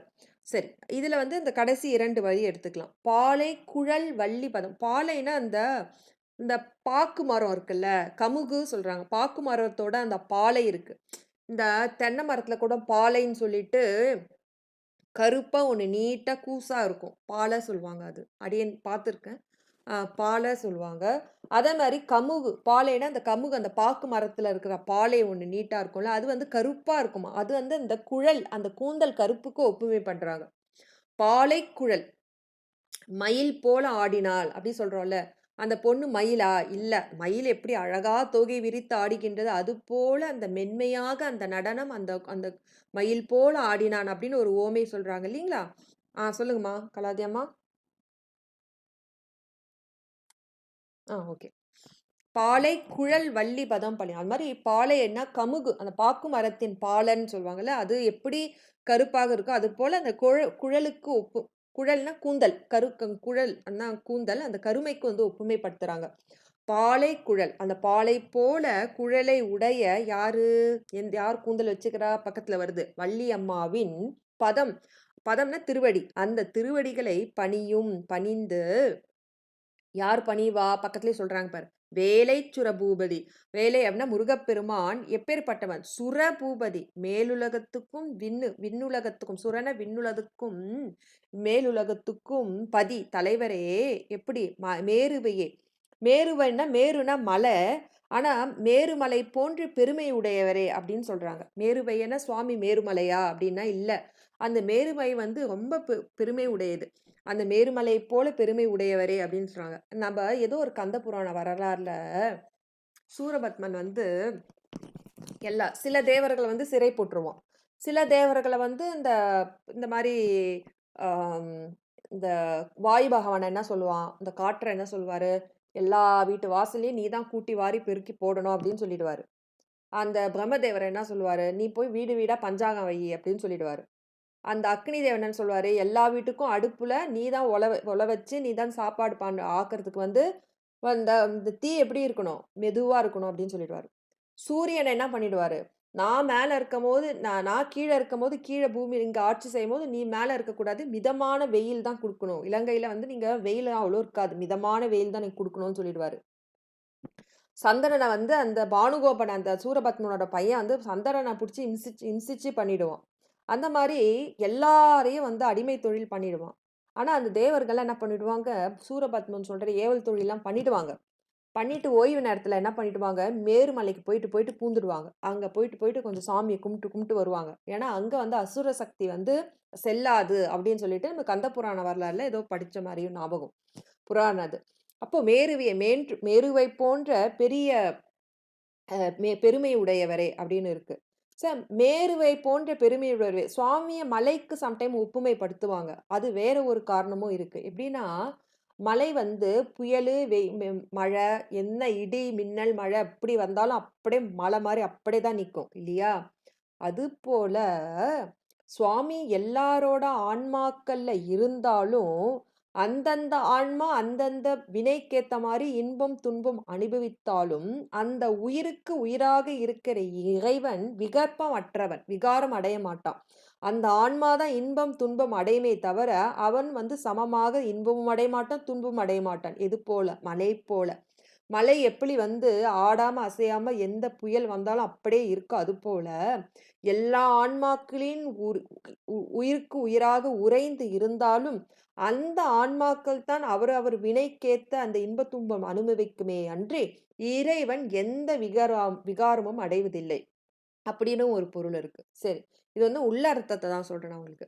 சரி, பாலைக்குழல் வள்ளி பதம் பணியும். பாலை அப்படின்னா கமுகு மரத்தின் பாலை போன்று கரிய கூந்தலை உடைய யாரு பக்கத்துல, குழல்னா கூந்தல் உடைய யாரு, வள்ளி. அந்த வள்ளியோடைய திருப்பாதங்களை பணியும். அதாவது தீவிரமான பக்தி உடையவர்களுக்கு சுவாமி அந்த பக்தர்களுக்கு அவரே போயிட்டு அவர்களோட செயல்களை தன் செயலாக ஏற்று முடிப்பார். அந்த மாதிரி பாலைக்குழல் வள்ளி பதம் பணியும். அதாவது வள்ளி அம்மாவின் திருப்பாதங்களை பணிந்து நிற்கும் வேலை சுரபூபதி. அந்த முருகப்பெருமான் எப்பேற்பட்டவன்? சுரபூபதி. விண்ணுலகத்துக்கும் பூவுலகத்துக்கும் பதி தலைவனாக இருப்பவன். மேரு போன்ற பெருமை உடையவரே காளை குமரேசன் என கருதி. காளை குமரேசன், காளைனா இது அந்த ஆண்களோட பருவத்தை குறிக்குது. காளை பருவம். அந்த காளை பருவம் இளம் பருவம் ஆகிய அந்த குமரேசனை, இதுக்கு குமரேசன் ஏதாச்சும் கொடுத்துருக்காங்களான்னு பார்க்குறேன். இல்லை, அந்த குமார மூர்த்தியை எனக்கருதி, அதாவது காலை பருவம் உள்ள அந்த குமார மூர்த்தி என்று எனக் கருதி தியானித்து தாளை பணிய தவம் எய்தியவா. தாளை அப்படின்னா திருத்தாள்கள், தாள்கள் அப்படின்னா இந்த திருவடிகள். அவருடைய திருவடிகளை பணிய வணங்கும்படி தவம் எய்தியவா, அதாவது தவம் எய்தியவா சுவாமியோட திருவடியை நினைத்து தவம் புரியவதற்கு எய்தியவா, அந்த தகுதி எனக்கு கொடுத்திய சுவாமி, என்ன ஆச்சரியம் அப்படின்னு கேட்குறாரு. சுவாமி அந்த 12 அருணகிரிநாத சுவாமி வந்து அந்த அவரோட சும்மா சொல்லற சும்மாயிரு என்று உபதேசம் பெண்ண உடனேயே வந்து அந்த தியான நிலைக்கு போயிட்டாரு. அந்த சமாதி நிலை மாதிரி தியானம், ஆமா, ஒரு மாதிரி சமாதி நிலை மாதிரி கூட போயிட்டாருன்னு வச்சுக்கோங்க. அப்ப சுவாமி தான் வந்து எழுப்புவாரு. அது மாதிரி அவரோட ஆன்மா வந்து சுவாமியோட அந்த லயித்து இருக்கும். இப்போ காலை குமரேசன் இந்த இடத்துல ஏன் காலை பருவத்தை சொல்றாங்க அப்படின்னா, இதெல்லாம் அப்படியே முன்னாடி இருக்கிற பாடலை எடுத்துக்கணும். நம்ம இப்ப என்ன பார்த்தோம்? உதியா மரியா அப்படின்னு பார்த்தோம் இல்லையா? உதியா மரியா அடி அந்தமில்லா அப்படின்னா சுவாமிக்கு பிறப்பு இறப்பு இல்லை, அடி முடி இல்லாதவன், அவன் எப்போ தோன்றனா அவன் எப்போ இறக்கான் அப்படின்றது இல்லை. அப்போ அப்படி இருக்கிற தன்மை உடைய இறைவன் என்றும் இளையோனான் இருப்பவன். அதனால காலை குமரேசன் அந்த பருவத்தை கொடுக்குறாங்க. இப்போ சுவாமிக்கு வந்து உருவம் தாங்கி வந்தாலும் அப்போ அந்த தட்சிணாமூர்த்தி கோலத்துல அந்த சனகாதி முனிவர்ல நல்ல பழுத்த வயதான இந்த முனிவர்களாக இருக்கும்போது சுவாமி மட்டும் அந்த தட்சிணா கோலத்துல அப்படியே இளைஞரா, சின்ன வயசு போல இளைஞரா இருந்தாரு. அப்போ அதுல என்ன அப்படின்னா சுவாமி வந்து அருள் திருமேனி உடையவர், பஞ்சபூதங்களால் ஆன கருவி கர்ணமல் கிடையாது. அப்போ அவன் எப்பொழுதுமே இளைமை உடையவன். இப்போ காலை குமரேசன் எனக் கருதி காலை பருவத்தை உடைய இளைஞனாகிய குமாரமூர்த்தியை எனக் கருதி தியானித்து, எனக் கருதி என்று நினைத்து குமாரமூர்த்தி குமரேசனை எனக் கருதி தியானித்து தாளை பணிய, அவனோட திருத்தாள்களை பணிய தவம் எய்தியவா, அதாவது அவனோட திருவடியை வணங்க அவனை தியானித்து தவம் எய்தியவா. தவம் எய்திய எனக்கு பேரு ஆச்சரியமானது. அந்த பேர் வந்து யார் கொடுத்தான்னா சுவாமி தான் கொடுத்தாரு. அந்த தவம் எப்படி? சுவாமி தான் உபதேசம் பண்ணாரு. உபதேசம் பண்ண உடனே சொல்லற சும்மாயிரு என்று சொன்னதுமே அம்மா பொருள் ஒன்றும் அறிந்திலனே. அம்மா சொல்லற சும்மாயிரு என்று சொன்னதுமே பொருள், அம்மா பொருள் ஒன்றும் அறிந்திலனே. உலகப் பொருள் ஒன்றும் உலகப் பொருளாவே கண்ணுக்கு தெரியல. அந்த உலக பொருள் எல்லாம் தானாகவே தெரிஞ்சு அப்படின்னா அது நீயாக ஆகுவது, அது நீயாக ஆகுவது தத்துவமசி. அந்த பொருளெல்லாம் நீயாக, அது நீயாக ஆகுது. அப்போ எல்லாமே வந்து சுவாமியாகவே வந்து தெரியுவது. அது மாதிரி காலை குமரேசன் என கருதி தாளை பணிய தவம் எய்தியவா, அதாவது காலை இளைஞனாக இருக்கிற அந்த குமாரமூர்த்தியின் தாளை பணியி தவம் எய்தின அந்த பேற்று ஆச்சரியமானது அப்படின்னு சொல்றாரு. அதாவது இது ஒன்றும் இல்லைங்க, இது கொஞ்சம் கடினமா இருந்தாலும் இதுல என்ன சொல்ற வர்றாருன்னா, அருணகிரிநாத சுவாமி வந்து முருகனோட திருவடியை வந்து நினைத்து தியானம் செஞ்சார் பல ஆண்டுகளாக. அந்த தியானம் செஞ்ச அந்த தகுதி எனக்கு கொடுத்தியே, என கருதி அப்படின்னா தியானித்துன்னு அர்த்தம். யாரை தியானித்து? குமரேசன். அந்த குமரேசன் எந்த பருவத்துல இருக்காரு? காலை குமரேசன், அதை எடுத்துக்கணும். காலை குமரேசன் அப்படின்னா அந்த பண்பு.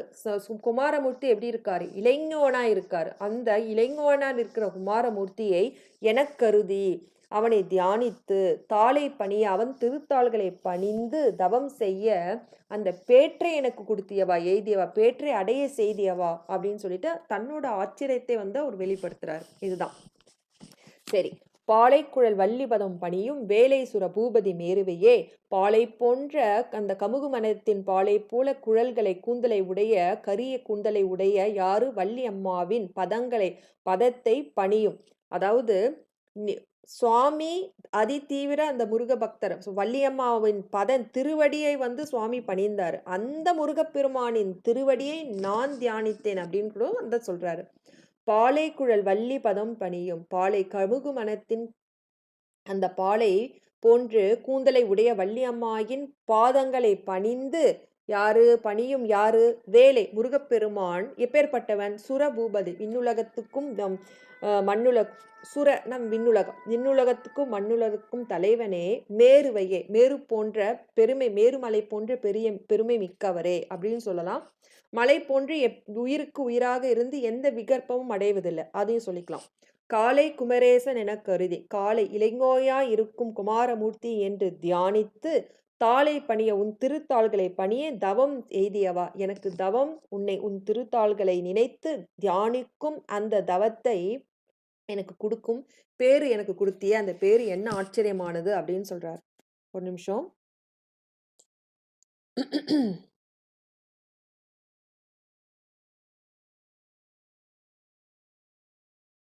ஏதோ விட்ட மாதிரி இருக்கு.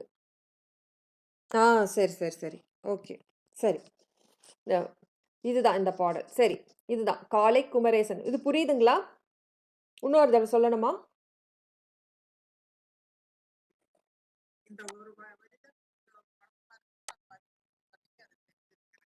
Right right. சரி சரி சரி சரி, வெரி குட் வெரி குட். சரி, அடுத்த பாடல்.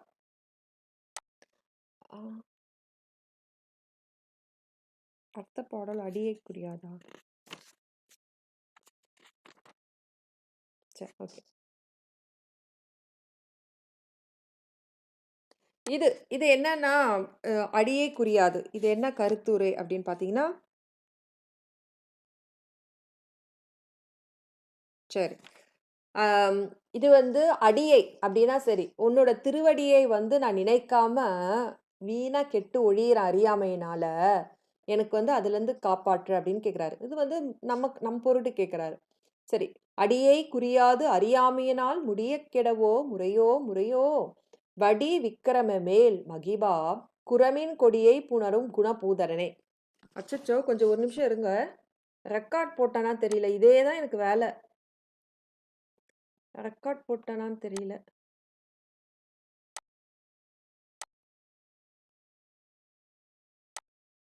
போட்டிருக்கேன், பரவாயில்ல. சரி, மறந்துட்டாங்க. அடியே குறியாது அறியாமையினால் முடிய கெடவோ முறையோ முறையோ சாமி கிட்ட கேட்கிறாரு. நீதியோ முறையோன்னு கேட்கிறார். வடி விக்ரம வேல் மகிபா குரமின் கொடியை புணரும் குணபூதரனே. சரி, வடி வடி அப்படின்னா கூர்மை அப்படின்னு அர்த்தம். விக்கிரம வலிமை உடைய வேல் வேலாயுதத்தை. அந்த வேல் எப்படி இருக்கான்? வடி கூர்மையான வலிமையுடைய வேலை ஏந்திய மகிபா. மகிபான தலைவன் அர்த்தம். மகிபா தலைவரே, அரசரே, அப்படின்னு மகிபா தலைவரே. தலைவருக்கே நிறைய பேர் இருக்கு பாருங்க. அரசேன்னு போட்டுக்கலாம், பதி கூட தலைவர்னு எடுத்துக்கலாம். ஆனா அதிகா அதிகா அப்படின்னு சொல்லிட்டு ஒரு அதிகா அனகா அப்படின்னு பார்ப்போம். அதிகானாலும் தலைவர்னு அர்த்தம். மகிபா அப்படின்னாலும் தலைவன். அப்போ இந்த தமிழ் பாருங்களேன், இந்த தமிழ் வார்த்தை பாருங்க. அது மாதிரி வனஜம் அப்படின்னாலும் தாமரை. அதுக்கப்புறம் இருத்தாள் வனசம் தர என்று இருத்தாள் வனசம், வனசம்னா தாமரை போன்ற திருவடி.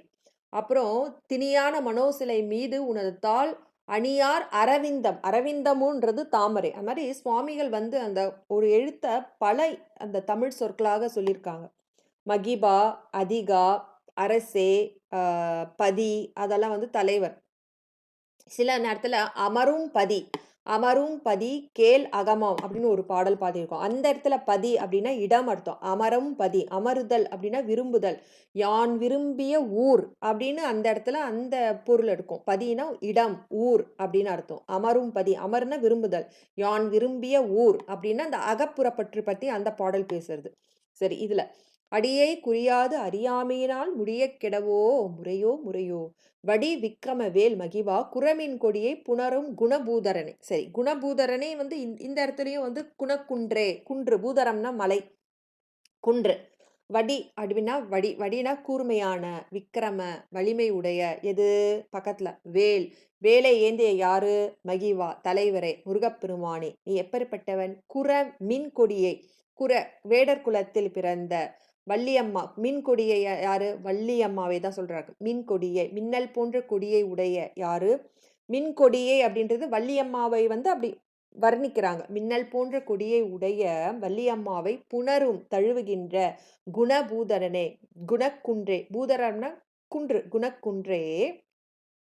சுவாமியை சொல்லிட்டு, அடியை குறியாது, உன் திருவடியை குறியாது, குறித்து தியானிக்காது, அது உன் அடியை குறியாது, உன் திருவடியை தியானிக்காது, அறியாமையினால், அதாவது அறியாமையினால் இந்த அறிவின்மையினால், ஆமா, அறிவின்மையால் முடிய கெடவோ, வீணே அழிந்து ஒழியலாமோ. அவர் கேட்குறாரு, இது முறையோ முறை, நீதியா நீதியா. சுவாமி, அறியாமை இருந்து நம்ம என்ன பண்ணோம்? அறியாமை வந்து நம்மளுக்கு வந்து திரும்பி வந்து பிறப்பு தான் கொடுக்கும். அந்த பிறப்புல அப்போ உழந்துகிட்டே இருக்க வேண்டியதுதான். அப்போ அடியை குறியாது அறியாமையினால், அடியைனா உன் திருவடியை குறியாதுன்னா என் மனம் ஒன்றோடு தியானிக்காது, அடியை குறியாது அறியாமையினால், அறிவின்மையினால் முடிய கெடும். இப்படியே நான் அழுந்துடலாமா சுவாமி? இது உனக்கு நியாயமா தெரியுதா? நம்ம அப்ப கேட்குமே, நீ செய்யறது நியாயமா? நம்ம சாதாரணமா பேசிக்கோல, நீ செய்யறது நியாயமா தான் இருக்கா அப்படின்னு கேட்போம்ல. அதான் சுவாமி கிட்டே கேட்கிறார், முறையோ சாமி, நீ செய்யறது நியாயமா? உனக்கு நீதியா தர்மமா? நான் அப்படி அறியாமையினாலும் கெட்டு ஒழியிறேனே, நீ பார்த்துட்டு சும்மா இருக்கிறியே, உனக்கு ஏதாவது நியாயம் தோணுதா? என்னை காப்பாத்துன்னு கேட்கிறாரு. அப்போ என்னன்னு கேட்கிறாரு, உன் திருவடியை நான் தியானிக்கணும், அதுக்கு நீயே அருள் புரின்னு கேட்கிறாரு. இப்படி பாருங்க, அடியை குறியாது அறியாமையினால் முடிய கெடவோ முறையோ உன் திருவடியை குறித்து தியானிக்காமல் அறியாமையினாலே நான் முடிய கெடுகிறேன், அழிந்து போகின்றேன். இது முறையோ நீதியா முருகா, உனக்கு எது நீ அப்படி கேட்கிறாரு. எப்படி நம்ம கேட்கிற மாதிரி இது நீதியோ நம் பொருட்டு கேட்கிறாரு. எப்பேற்பட்டவன்? வடிவிக்கிரம வேல் மகிவன், கூர்மையான வலிமை பொருந்திய வேலாயுதத்தை ஏந்திய தலைவன், எல்லாருக்கும் தலைவன். குரமின் கொடியை புணரும் குணபூதரனே, அந்த வேடர் குலத்தில் தோன்றிய மின்னல் கொடியை போன்ற அந்த வள்ளியம்மையை தழுவுகின்ற குணபூதரனே. அப்போ அந்த அம்மாவுக்கு அவங்க பக்குவப்பட்ட அந்த அம்மாவை வந்து நீ வந்து ஆட்கொண்டல, என்னையும் வந்து பாரு, நானும் அறியாமையில இருக்கேன். அம்மா வள்ளியம்மா புராணம் பார்த்தா அந்த அம்மாவும் மாயையிலே தான் இருப்பாங்க. அப்போ அந்த அம்மாவோட திருமணம் என்ன சொல்லுது? அந்த சீவன் பரமாத்மாவோடு எப்படி ஒன்றுபடுதல், அந்த மாயையில இருக்கிற அந்த ஜீவன். சுவாமி வந்து பல வேடனாகலாம் வந்தாரு, வேங்கை மரமாக இருந்தாரு, விருத்தனாக வந்தாரு, செட்டியாக வளையல் போட்டாரு. ஆனா அப்பெல்லாம் வந்து வள்ளி அம்மாவுக்கு வந்தது முருகன் தெரிஞ்சுதா? தெரியலல்ல. அந்த அம்மாவும் வந்து இந்த பஞ்சபூத உடம்பு தாங்கின போது, அவங்க அருள் உடம்பு ஆக வரைக்கும் அந்த பூதம் இருக்கும் போது, அவங்க போன ஜென்மத்துல வந்து அவங்க சௌந்தரவல்லி, அவங்க அக்காவோட அந்த சுந்தரவல்லி, அமிர்தவல்லி, அவங்க அக்காவோட சேர்ந்து இங்க 2 பேரும் தவம் செஞ்சாங்க. முருகப்பெருமான் தோன்றினாரு. முருகப்பெருமான் தான் வந்து அந்த தேவயானை அம்மாவை போயிட்டு இந்திரன் கிட்ட போயிட்டு, வளர்ப்பு மகளா போ, நீ வந்து காட்டு மகளா, நீ வேடர் குலத்துக்கு போய் அப்படின்னு சொன்னதெல்லாம் அந்த அம்மாவுக்கு ஞாபகம் இல்லை. சுவாமி அதுக்கப்புறம் வந்து இந்த பிரணவோபதேசம்லாம் பண்ணி அந்த அருள் உடம்பு வந்த ஒன்று தான், அந்த தெய்வ நிலை வரும்போது தான் அந்த அம்மாவுக்கு வந்து ஞாபகம் வந்தது. அதுபோல அந்த அம்மாவையே நீ வந்து ஆட்கொண்டல்ல, அது மாதிரி நானும் அறியாமையில தான் இருக்கேன், நானும் இந்த மாதிரி இந்த பூத உடலை வச்சு நான் அறியாமையில உழந்துட்டு இருக்கேன் அப்படின்னு டெக்னிக்கா கேட்கிறார் பாருங்க. வடிவிக்கிரம வேல் மகிபா, குறுமையான வலிமையுடைய வேலாயுதத்தை ஏந்திய அரசனே, குரமின் கொடியை புணரும் பூதரனே, குறவர் குலத்தில் மின்னல் கொடியை போன்ற உடைய அந்த வள்ளியம்மாவை தழுவின ஆட்கொண்டு தழுவியன அந்த குணப்பூதரனை, குணக்குன்றே, அடியை குறியாது உன் திருவடியை நினைத்து தியானிக்காமல் அறியாமையினால் அறிவின்மையால் முடியக்கிடவோ கெட்டழியவோ முறையோ ஏ முருகா, இது நீதியோ நியாயமோ, என் இது வந்து உன் திருவடியை நினைத்து தியானிக்கும்படி எனக்கு தகுதியை கொடு அப்படின்றது தான் இந்த பாடல். இதான் அந்த பாடல். அடியை குறியாது அறியாமையினால் முடியக்கெடவோ முறையோ வடிவிக்கிரமவேல் மகிபா, குரமின் கொடியை புணரும் குணபூதரனே. அடுத்து கூறுவேன். இது வந்து இந்த மாதர் மையலை விட்டு நீங்கிறதுக்காக இந்த பாடல். சரி. கூர்வேல் விழி.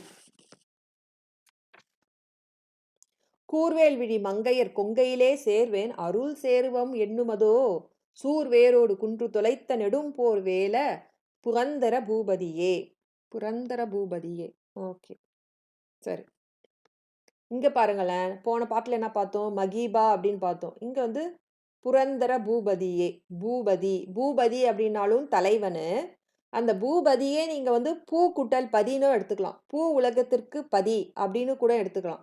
புரந்தர பதி அப்படின்னா புரந்தர பூபதினா இதுக்கு 2 அர்த்தம் வரும். பூபதியை வெறும் பூபதின்னு எடுத்தாலும் தலைவன். புரந்தரன்னா இந்திரன். இந்திரனுக்கு தலைவன் அப்படின்னா இந்திர லோகத்துக்கு பொன்னுலகத்துக்கு தலைவன், விண்ணுலகத்துக்கு தலைவன் அப்படின்னும் எடுத்துக்கலாம். புரந்தர பூபதியே அப்படின்ட்டு புரந்தர கூட்டல் பூ கூட்டல் பதியே. புரந்தரன இந்திரன், விண்ணுலகத்துக்கும் பூவுலகத்துக்கும் தலைவனே, சுர பூபதியே, அந்த மாதிரி அர்த்தமும் எடுத்துக்கலாம். சரி. கூர்வேல் விழி மங்கையர் கொங்கையிலே சேர்வேன் அருள் சேரவும் எண்ணுமதோ சூர் வேரோடு குன்று தொலைத்த நெடும் போர் வேல புகந்தர பூபதியே. சரி, கடைசி 2 வரி. சூர் வேரோடு, அந்த சூரபத்மனை வேரோடு, அதாவது எப்படி அவன் வந்தான், வலைப்பட்ட கை மாதொடு மக்கள் என்னும் தலைப்பட்டு அழியத் தகுமோ கிளைப்பட்டு எழுசூர். கிளைப்பட்டு எழுசூர் உரமும் கிரியும். அதாவது கிளைப்பட்டு, அதாவது சூரபத்மன் எப்படி வந்தான், சுற்றத்தாறு, அவங்க அவங்க அவங்க நாட்டு மக்கள், அவன் பெத்த பசங்க, அவங்க தம்பி, கூட பிறந்தவங்க, அப்படியெல்லாம் அப்படியே கிளையோடு வந்தான். அவங்கள சுவாமி என்ன பண்ணாரு, வேரோடு அழிச்சு சாச்சிட்டாரு. எல்லா அசுரர்களையும் வந்து அழித்துட்டார் இல்லையா. சூர் வேரோடு குண்டு தொலைத்த சூரபத்மனை வேரோடு, அந்த எடுத்துக்கலாம். அவன் மரமாக நின்றபோது அவனை வேரோடு அழித்த, சூரனை வேரோடு அழித்து குன்று தொலைத்த. குன்று அப்படின்னா இந்த இடத்துல வந்து சூரனுக்கு 7 மலைகள் வந்து உதவியாக இருந்தது, அப்படியும் எடுத்துக்கலாம். கவுஞ்சம் அப்படின்றதும் குன்று, கவுஞ்ச மலையும் வந்து உதவியாக இருந்தது. அந்த சூரபத்மனை வேரோடையும் கவுஞ்சனையும், இல்லைன்னா அந்த 7 மலைகளையும், எந்த பொருள் வேணா எடுத்துக்கலாம், அது பொருந்தும். அந்த இவர்களை தொலைத்த, வேரோடு ஏன்னா கந்தபுராண வரலாறு பார்த்தீங்கன்னா, இந்த சூரபத்மனு, தாரகாசூரன், கவுஞ்சன், சுவாமி இவங்கள வந்து வேலால சாவடிப்பாரு.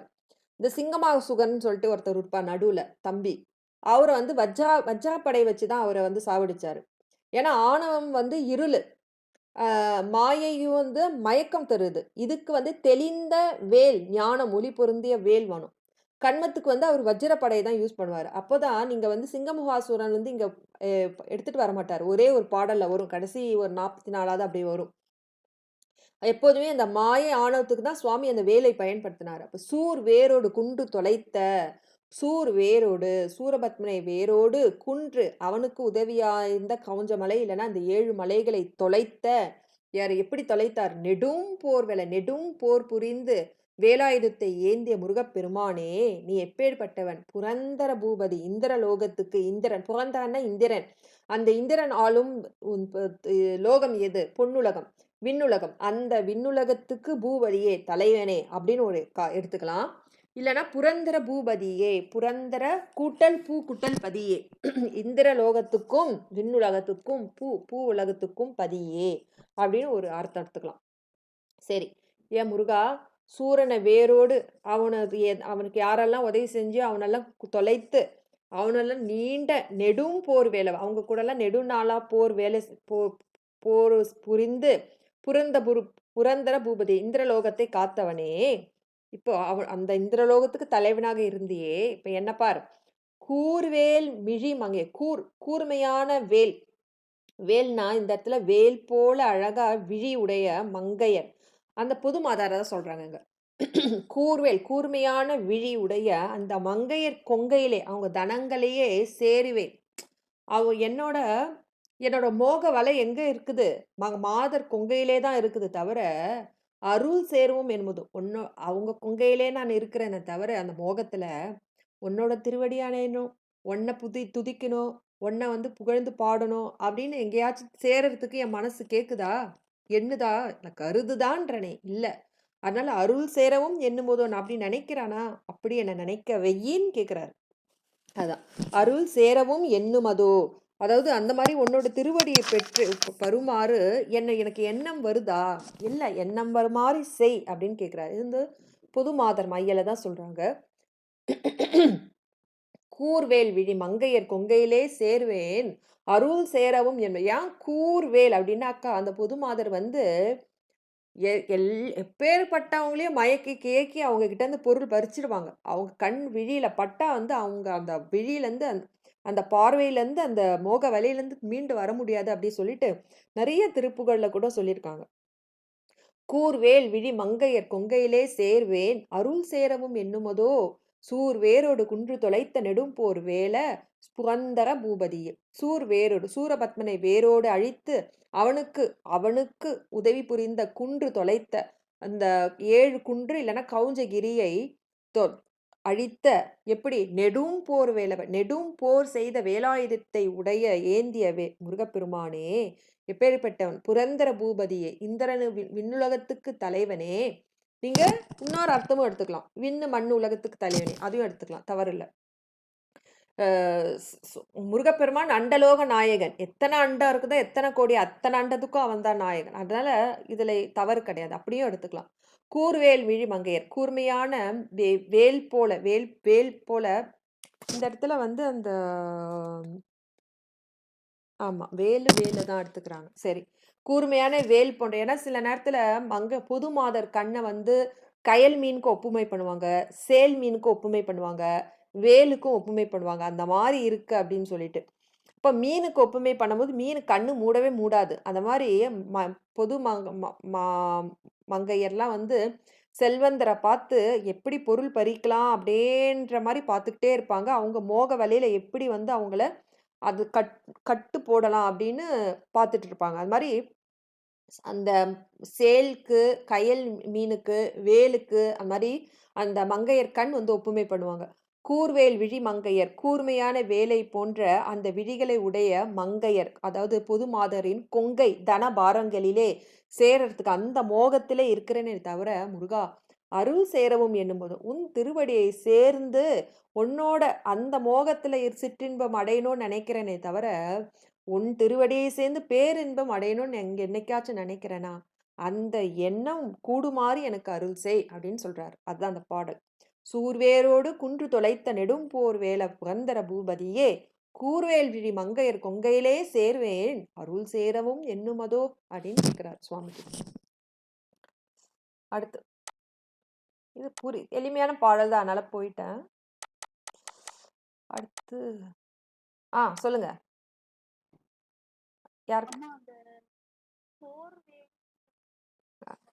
போர் வேலை, அதாவது போர் வேலை. இருங்க அந்த பாட்டு எடுத்துக்கிறேன்.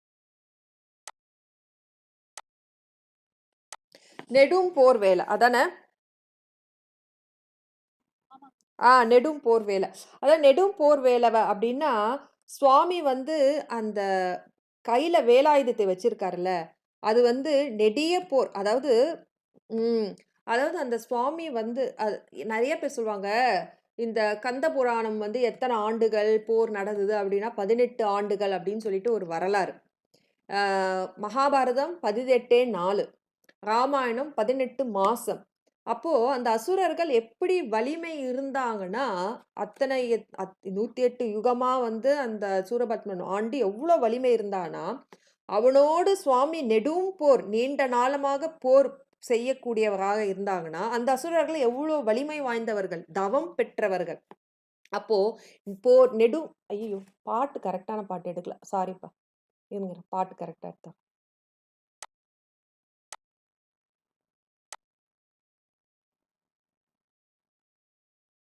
இதுவா இதானே? கடைசி நெடும் போர். நெடும் போர் இதுதானே? ஓகே. சூர் வேரோடு குண்டு தொலைத்த நெடும் போர் வேலவர். அந்த வேலாயுதம் என்ன பண்ணுதுன்னா நீண்ட போர் நெடிய போர் செய்ய வல்ல அந்த வேல் அப்படின்றது.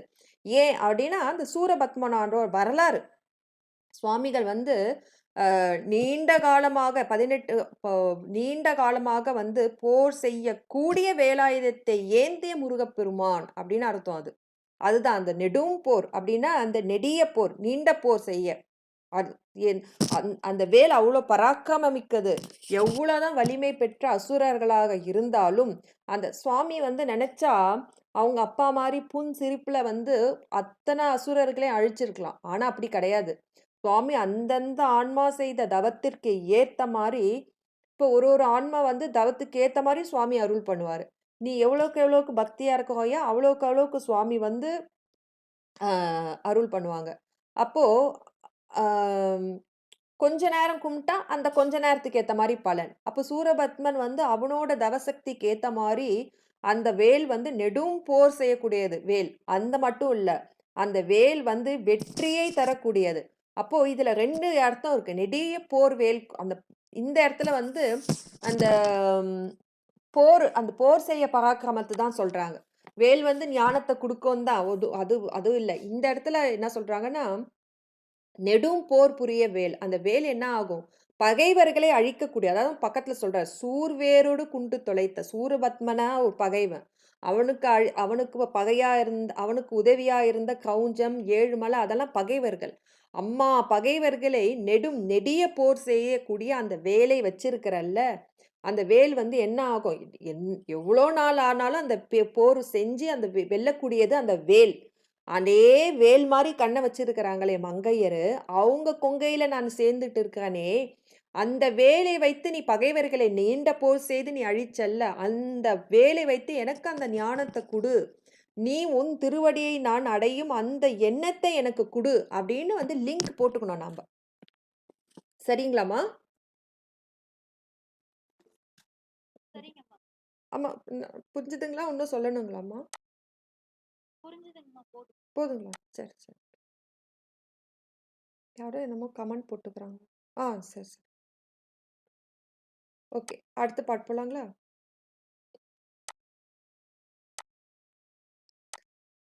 இந்த பாட்டு தானே எடுக்கணும், மெய்யே என. சரி, அடுத்தது அருமையான பாடல். மெய்யே என வெவ்வினை வாழ்வை உகந்து. நல்லா பாடல் தான். எல்லாருக்கும் புரிந்த பாடல். மெய்யே என வெவ்வினை வாழ்வை உகந்து, ஐயோ அடிய அலையத் தகுமோ, கையோ அயிலோ கழலோ முழுதும் செய்யோய் மயிலேறிய சேவனை. பாருங்களேன், சுவாமி சிவன் செக்கச்சவேன்னு இருக்காரு அப்படின்னு சொல்றதுக்கு இது ஒரு சான்று. ஆனா இதுக்கு வேற ஒரு அர்த்தமும் இருக்கு. கையோ அயிலோ கழலோ முழுதும் செய்யோய் மயிலேறிய சேவகனே. சொல்லுங்கம்மா.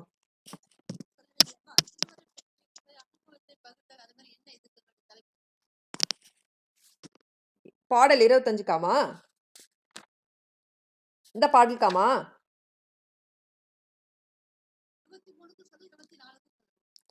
Okay okay. கருத்துரைங்களா? சரி சரி. பாடல் என்னன்னு பார்த்துக்கிறேன். பாடல் பாடல் தலைப்பு வேண்டாங்கம்மா, கருத்துரை போதும். இது நான் கருத்துரை தானே கேக்குறீங்க? இருங்க.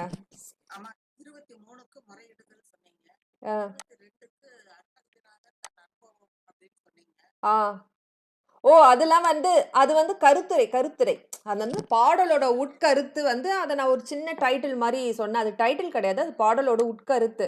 அடியே குறியாது அப்படின்னா எனக்கு வந்து சுவாமி அடியே குறியாது அறியாமையெல்லாம் முடிக்க, அதாவது அறியாமையினால வந்து விட்டு அகல உன் திருவடியை தியானிக்க எனக்கு வந்து திருவடி தியானம் பண்றதுக்கு எனக்கு அருள் பண்ணு அப்படின்றது அர்த்தம். இது நீ திருவடி தியானம் கேட்டா அறியாமை தானா முடிஞ்சிடும். திருவடி தியானம் பண்றதுக்கு 22 சொல்லலீங்களா?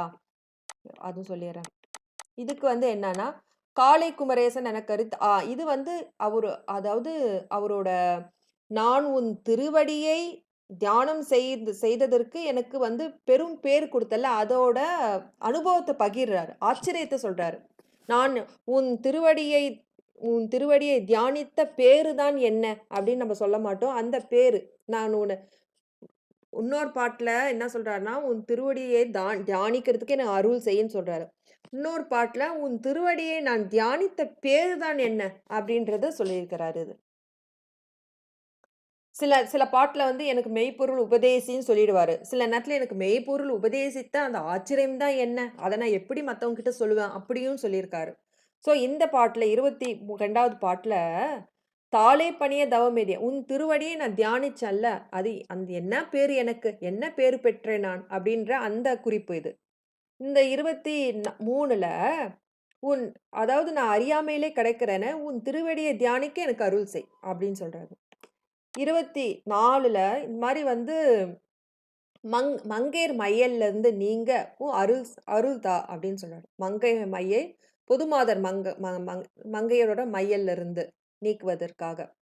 இது மங்கை மட்டுமா அப்படின்றதில்ல. இது வந்து நம்ம ஆடவர் மேல மோகமா இருந்தாலும், அதாவது ஆண், பெண் அந்த குறி தவிர்த்து மோகம் அந்தந்த ஒரு ஒரு யாராச்சும் ஒரு மோக வயல்ல இருந்தா, அதுலேருந்து எனக்கு ஆனா இங்க மங்கையர பத்தி தான் சொல்றாரு. பொது மாதர பத்தி தான் சொல்றாரு. அந்த மாதர் மையல்லேருந்து என்ன நீக்கு, எனக்கு அருள் குடு அப்படின்னு சொல்றாரு இது.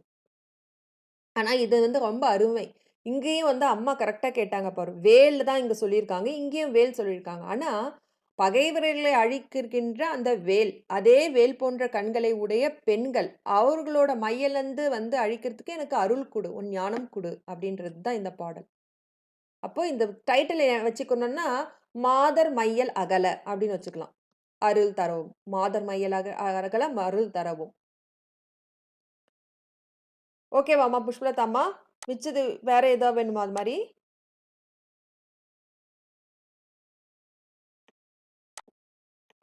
அம்மா இருக்காங்களா?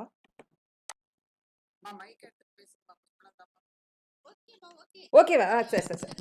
சரிங்கம்மா, சரிங்கம்மா, சரி. ஓகே. அடுத்தது இது. மெய்யே என வெவ்வினை வாழ்வை உகந்து அம்மா நான் கரெக்ட்டா வந்து இன்னும் எத்தனை பாடல் எடுக்கலாமா? ஃபெமாம்மா? நான் இன்னைக்கு 1/4 மணி நேரத்துக்கு முன்னாடி முடிக்கிறேன். ஏன்னா நேத்து 1/4 மணி நேரம் எக்ஸ்ட்ரா எடுத்துட்டேன். அதனால நான் அதுக்கு முன்னாடி முடிச்சுர்றேன். பேசுறதுக்கு நம்ம வச்சுக்கலாம் வேணா.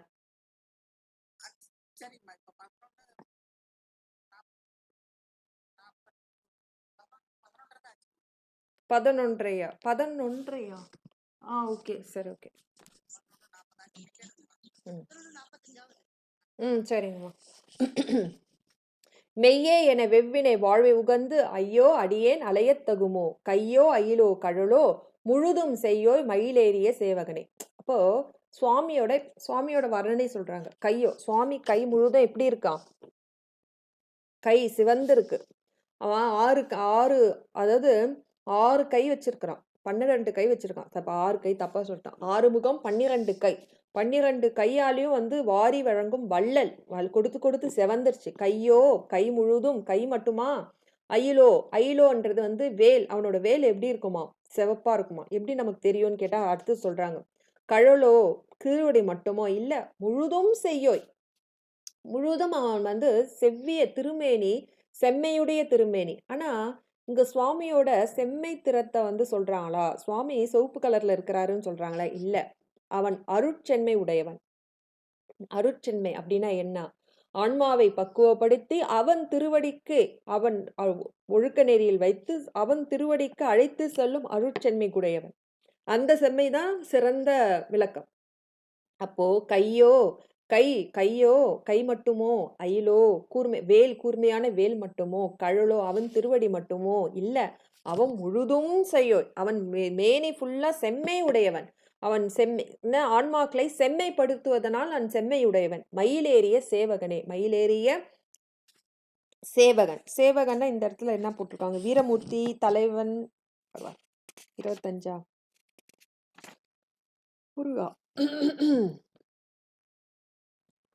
ஒரே இது வந்து ஆமா ஆ வெரி குட் வெரி குட் செல்வியம்மா வெரி குட் வயிறேறிய ஆமா மயில் ஏறிய வீரமூர்த்தியே சேவகனே ஓகேவா கை முழுதும் அயில்னா இந்த இடத்துல வந்து ஆகுப்பெயர் கூர்மைன்னு அர்த்தம் அயில் ஆனா இந்த இடத்துல கூர்மையான வேல் கழலோ கழல்னா திருவடி முழுதும் செய்ய நீ முழுவதும் செம்மையான நிறம் உடையவன் எதுக்கு ஆன்மாவை செம்மைப்படுத்துவதனால் மயிலேறிய சேவகன் மயிலை வாகனமாக உடைய வீரமூர்த்தியே மெய்யே என வெவ்வினை வாழ்வை உகந்து மெய்யே அதாவது இது எப்படி எடுத்துக்கணும்னா மெய்யே என வெவ்வினை வாழ்வை உகந்துன்னு படிக்கிறோம் ஆனா இது எப்படி எடுத்துக்கணும்னா வெவ்வினை வாழ்வை மெய்யே என உகந்து வெவ்வினை வாழ்க்கை வெவ்வினைனா அந்த வெவ்வினைனா அந்த கொடிய அந்த இந்த உலக வாழ்க்கை அந்த வெவ்விய ஆனா இங்க என்ன கொடுத்துருக்காங்கன்னு பாக்குறேன்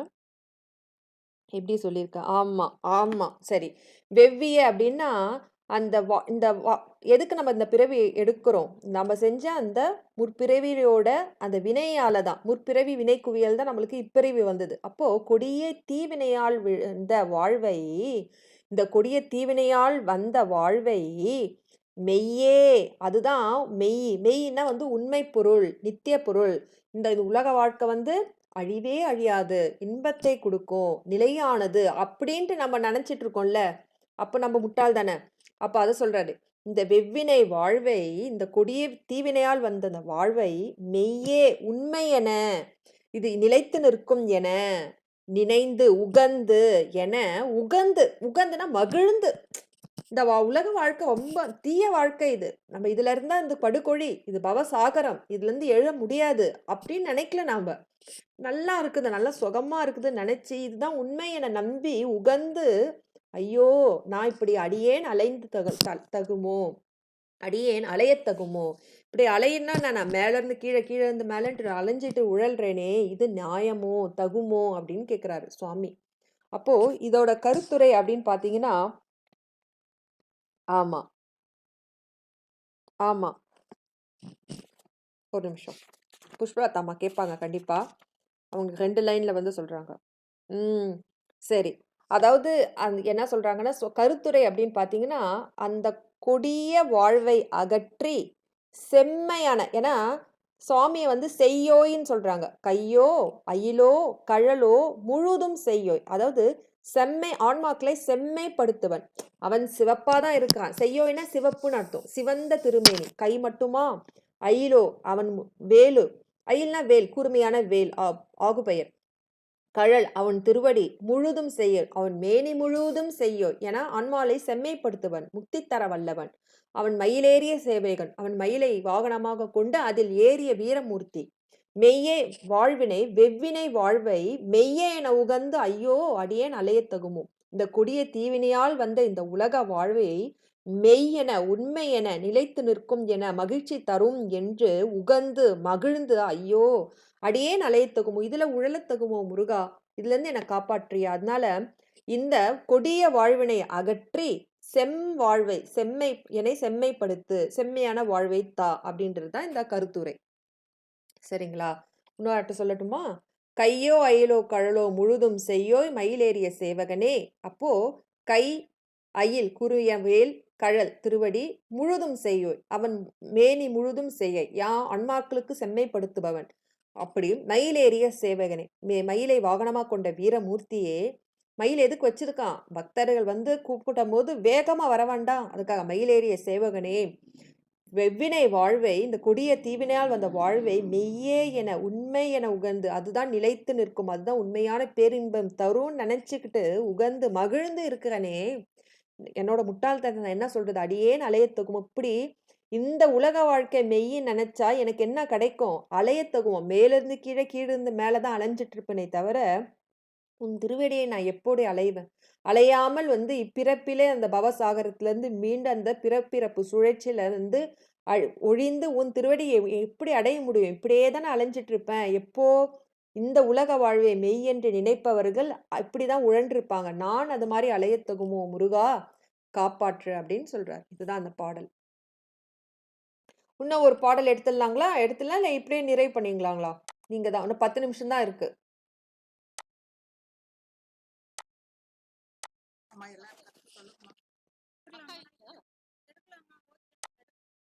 ஓகே, எடுக்கலாங்களா? இன்னும் ஒரு பாடல் எடுத்துட்டுமா? சரி, ஒரு பாடல் எடுத்தலாம்.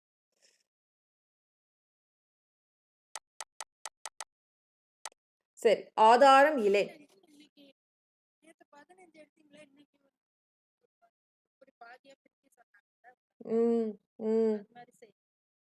சரி, அப்படின்னா 30 இருக்கு.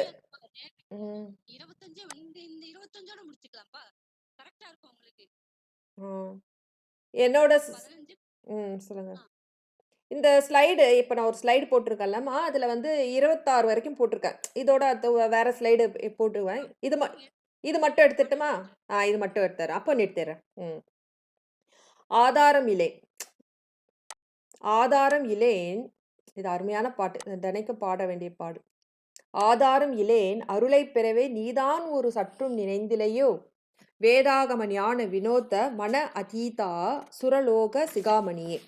சரி, அம்மா கருத்து கேட்பாங்க, இன்னும் ஒரு தடவை படிச்சு காட்டிடுறேன்.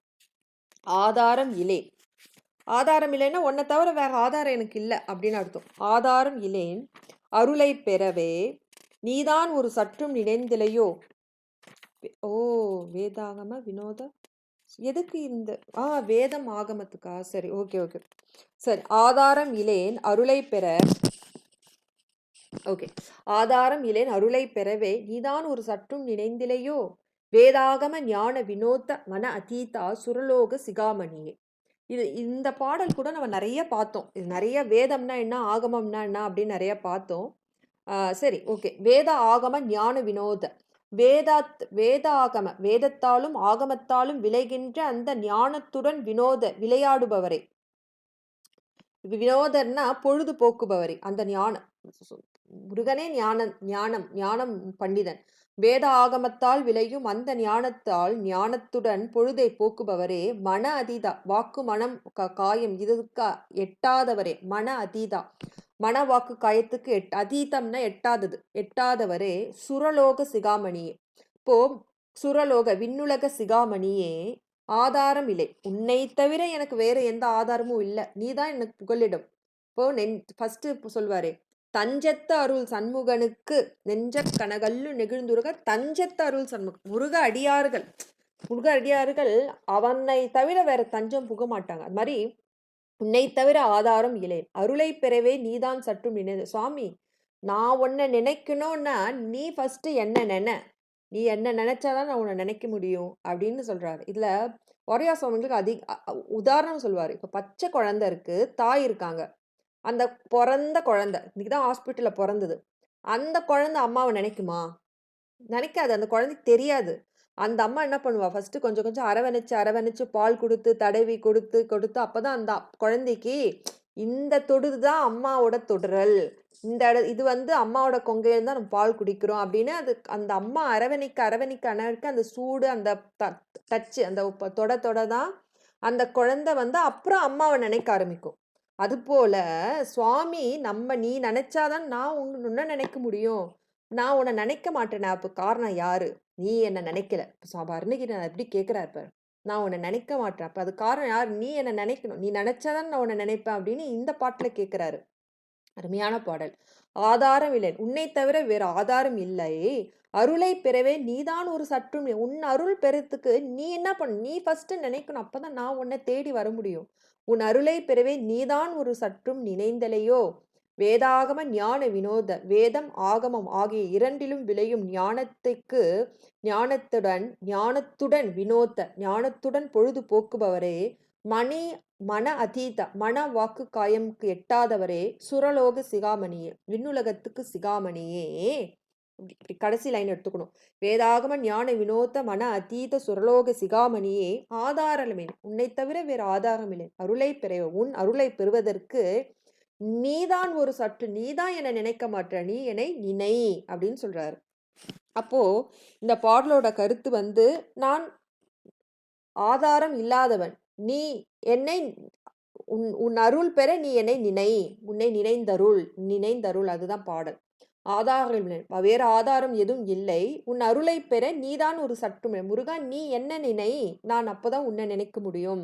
ஆதாரம் இல்லாதவனுக்கு அடியேனாகிய ஆதாரம் இல்லையேன், என்னை நினைந்த அருள் புரிவாயாக. இதுதான் இந்த பாடலோட கருத்துரை. இது ஒரு தடவை சொல்லிட்டுங்களா, இல்ல ஓகேவா? இது ஓகேங்களா?